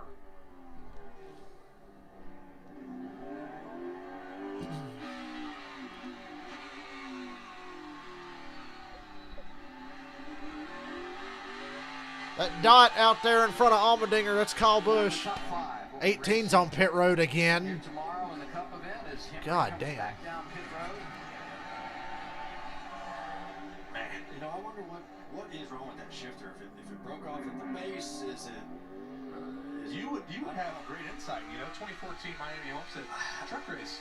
That was a lot easier for me to deal with Homestead with vice grip shifter than here. I don't know if the vice grip shifter would last here at all. But yeah, I've broken a shifter before, and they broke right at. There's a little boot that sits, that kind of covers the shifter handle from the transmission that comes up by your right hand. I can understand breaking a shifter once, but multiple times. 2014, 2015, 88 team, Dale Jr. How'd we have so many shifters break? Homestead, where you're not shifting is no problem. Here, that is probably undrivable. Big problem. Two good runs here for Jade in the 91 of Preston. Michael Annett is 11th. Yeah, you don't see Preston running. Get that top 10, Michael Annett. I don't think he's going to get it. Haley and Reddick are much better. But Michael Annett's 11th. Doing a lot of positive things. And I feel like every time he comes over and runs an Xfinity car, we say his name. Back behind them, Andy Lally called the action in the truck booth earlier We're today. at 3 laps to go. Mentioned his knowledge, and he's had to battle back from numerous problems in this race, but trying to get a top 15 out of it.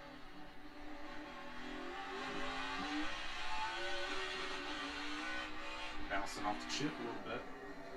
How many ship points are there around here? We were talking about the deal.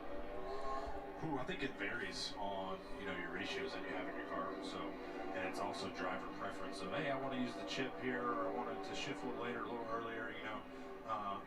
Big wiggle for the 7. That damn Allgaier about lost it. That'd be sad. He's running 3rd right now. Oh yeah. See if Cindric can run him down after that. Probably not. He's still got a good gap over Cindric. Can't give you an exact number. Did you see how much grass was taken up there for the splitters? Harvick, 5th place on Cindric's bumper now. Just giving away all my tips and tricks. I don't want your tips. Harvick to the inside of Cindric. Wow, I'm surprised by this. Harvick 4th. Makes the pass at turn 11.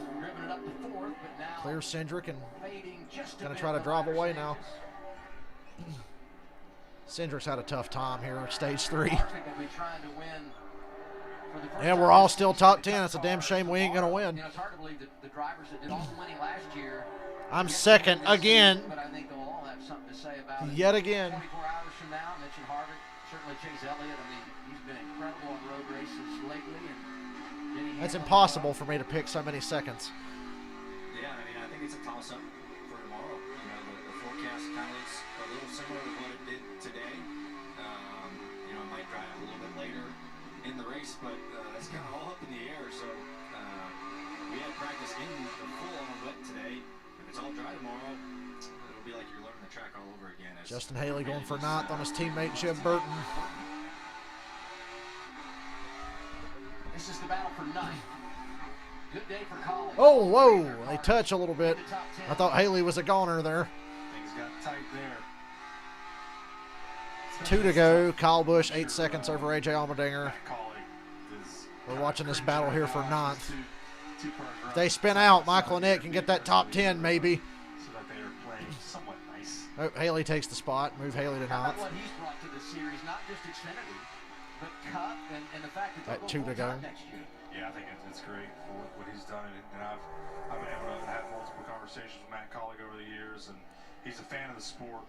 He wants to be around for a long time. He's making his footprint bigger and bigger each and every weekend, each and every year in the sport. So good to see that for them and that team. Kyle Busch just hoping to get back around and see the white flag. That would end a good amount of potential drama late in this race. One that he has dominated here today. He's led 33 laps already. KFB. I had some earlier, actually. I didn't have the Skittles gummies. No, we didn't have those. Maybe you try some.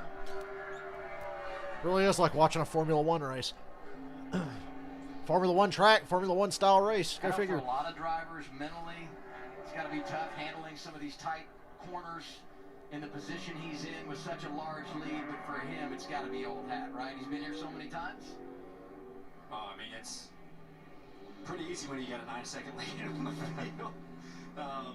You know, just, and I'm sure right now, you know, he's taking a little bit easy, but I'm sure he's trying things, you know, trying new things. He's trying things. New places to turn in the corner, break, things like that, just to gain experience. You know, Kyle's always looking to gain experience and try new things that'll help him for the Cup car, and it wouldn't surprise me if he's doing that big sweeping right-hander before you get to turn 19 is my favorite part of the racetrack besides turn 11. Trying to stay undefeated this year on road courses. Talked earlier, Jamie mentioned it. It's like a big, wide, sweeping carousel.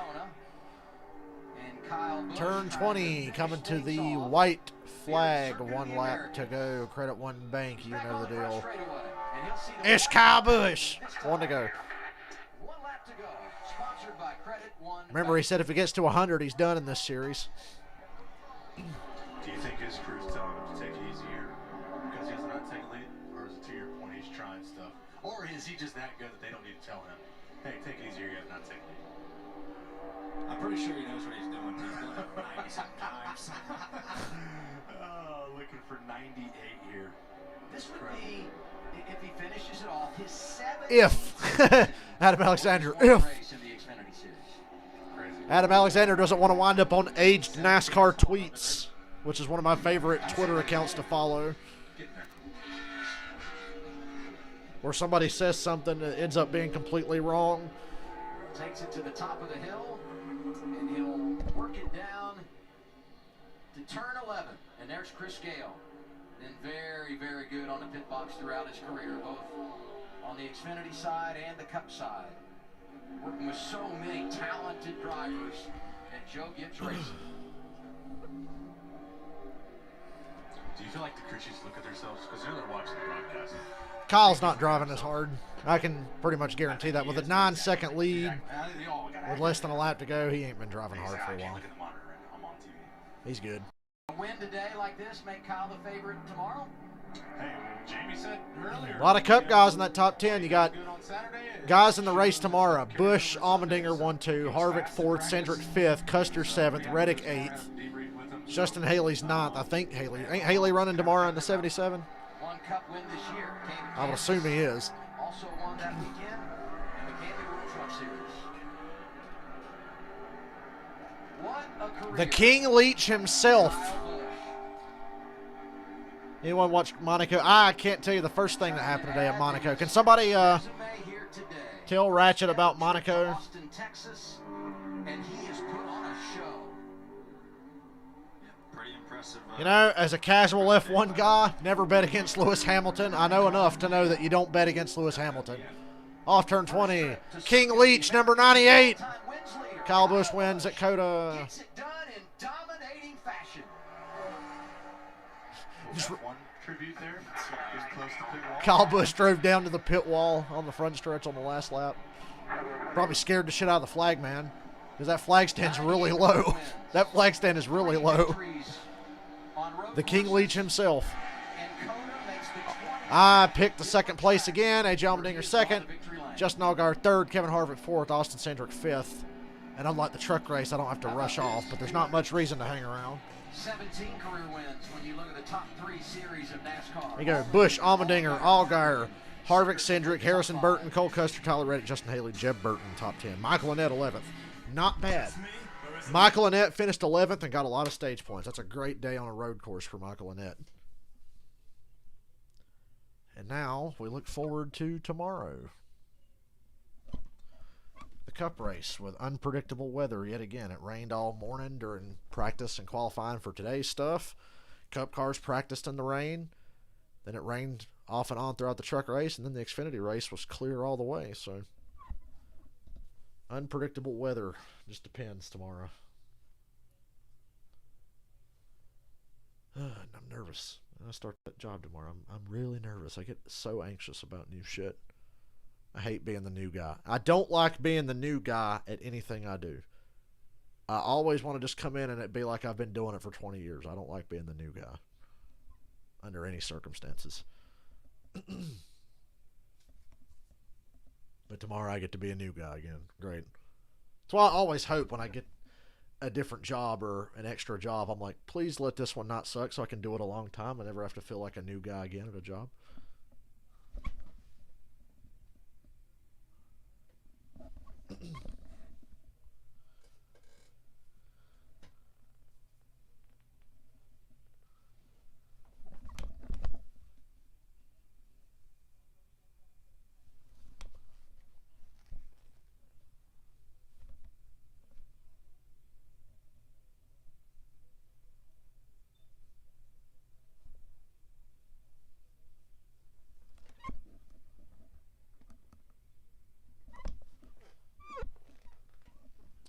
Going for 3 for 3 on seconds. Beware of who I picked. I might pick your driver tomorrow, and you might end up finishing second. So beware. Whatever I decide to do for tomorrow, just go ahead and accept that that guy's going to finish second. I'm hanging around for post-race interviews.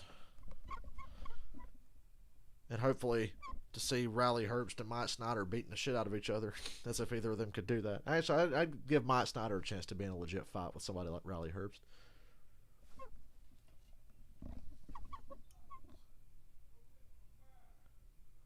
Rich kid fight, rich kid fight. I'm hoping for a rich kid fight before I get off here. That's the only reason I'm hanging around.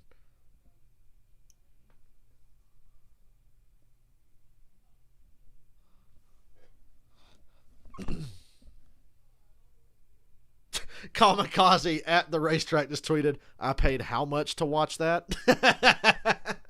Kamikaze had to watch the King Leach win him. Series in Austin, Texas. And some of those racing behind Kyle Busch may be glad it's over, because old number 54 laid it on him today. Win number 98. Victorious for the 98. How about that truck race, though? In his career. That's what I call taking him behind the woodshed, guys. Definitely was a kick in the day of you-know-what. KFB. COTA, awesome race. Kyle Busch has won at 27 different racetracks in the Xfinity Series. Race definitely learned a lot, showed a lot of what to do, what not to do. The passing zones, the don't pass zones. I mean, just exciting race from start to finish there for sure. Yeah, definitely. We saw great racing. Track's so big they went to commercial, and Kyle still ain't made it to victory lane yet. Like Bubba said, I definitely learned. I don't like these start-finish line interviews. I miss victory lane. I miss guys driving to victory lane, getting out, woohoo, confetti, and then getting interviewed. I don't like the stop on the front stretch and give an interview thing. Do it in victory lane. Can't really see anywhere else. So thank you guys again for having us. Thanks for everybody for tuning in. You practiced in the rain today. Do you want rain tomorrow, or you want it in the dry? What's your preference?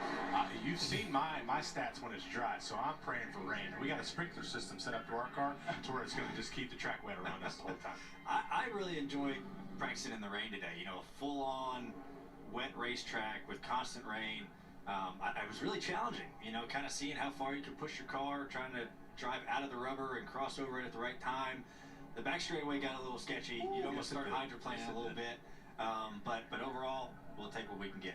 Now let's hear from the man that's really looking forward to tomorrow, Kyle Busch with Jamie Little. Gets to celebrate, give fist pumps. Kyle Busch looks tired as fuck. I know he made it look easy, but that was not easy today. He looks tired. Xfinity Series win. You made history again. You win the first race at Circuit of the Americas in the Xfinity Series. How much time He is wore out. Look how red he is. racing at this new track? That's a funny question. It's an inside joke at JGR, and I got to give a huge shout out to all the machine guys, all the CNC guys, as well as the carbon guys. They helped me be able to get comfortable in the car this weekend for being able to come out here and run on the road course again. A little bit of old 2015 started to flare up this past week, so you know, being able to keep that under control and get out here today. Kyle said his legs were hurting. Car to drive. Thanks to all these guys, everybody at the Xfinity Series shop, all of Joe Gibbs Racing, Joe, Coy, JD, everybody that's made this possible for me over the years. It's really, really cool to come here to first race for a new track and to win. I'm kicking myself right now because I never won in Montreal, but every other road course I've won at. So maybe we'll go back to Montreal one day, Kyle. I'm hoping we go back to Montreal. Supra was super. It was just awesome. And I did a burnout in front of our friends over there at the Skittles bus. So appreciate those guys all being here too. Kyle, what a long day. You started off with cup practice this morning in the downpour rain, then you qualified in the rain, and you had a dry race here. All of that, how can it help you tomorrow in Cup? Well, I think the biggest thing is just all all the resources and stuff that we have. You got the wrong number on your hat, Kyle. Tire, everything like that, and then be able to get back out there tomorrow and do everything all over again tomorrow with the Cup car. So thanks to Toyota and TRD, we've got some really cool tools that we've been able to use, and I feel like that was a good plus for us here today. Hopefully it's a good plus for us tomorrow. There were another couple fast guys out there that'll be a force to be reckoned with tomorrow, but overall just real excited about today. Cool to win, and let's see what tomorrow brings. Kyle Busch wins at COTA. Regan. Jamie Little always asks about 3 too many questions. She never knows when the interview should end. Justin, many-time winner on the road courses. Not quite enough today. That 54, just like he was in his own class. Well, AJ and I both have ALL at the beginning of our last name, so it's easy to confuse us. But really proud of everybody at G Motorsports. Our brand I do it all the time, Justin. Wasn't quite as good as that 54 car, but it just came down that late restart, be on the outside, and once AJ got by me, that was kind of the end of it. I felt like we settled in there, but just happy to beat. I mean, there's some killer road racers in that field today that we were able to outrun. So proud of our guys, proud of the pit stops in the year. So happy Noah finished 36th. This is potentially his no win having ass. My last race as a father of one. So my wife, my daughter back at home watching. I'm glad she didn't go into labor while we were out there, and I get to get home and hopefully be there for the birth of our second child. Nice job today. Hurry home to the airport. That's right. Thank you. Yeah, good luck to Justin and Ashley and everybody. And speaking of kids, there's Brexton hanging out and watching his dad celebrate again. Do you think he's eating some Skittles gummies? I'm sure he is. I'd like some Skittles gummies. It's all about the product, right? I just think it's fitting that colleagues 35 and 46 laps. And in Victory Lane, he says, that one got away in Montreal, But anyway. Hey, that's classic Kyle Busch. We'll see you for qualifying bitching about a race from 10 years ago. Tomorrow afternoon from here at COTA. Cool. Thank you, Adam. Appreciate it. Thank you everybody for having us. Great job, Ryan. Great job, Bubba. Okay, boys and girls, I'm going to get off here and go quietly sit by myself and stress out about a thing I got to do tomorrow night. But before I do that thing tomorrow night, I'll see y'all back here for the Cup race tomorrow at 3. I think it's at 3. Whatever. Whenever the Cup race is tomorrow, I'll see you then. Have a good night, everybody.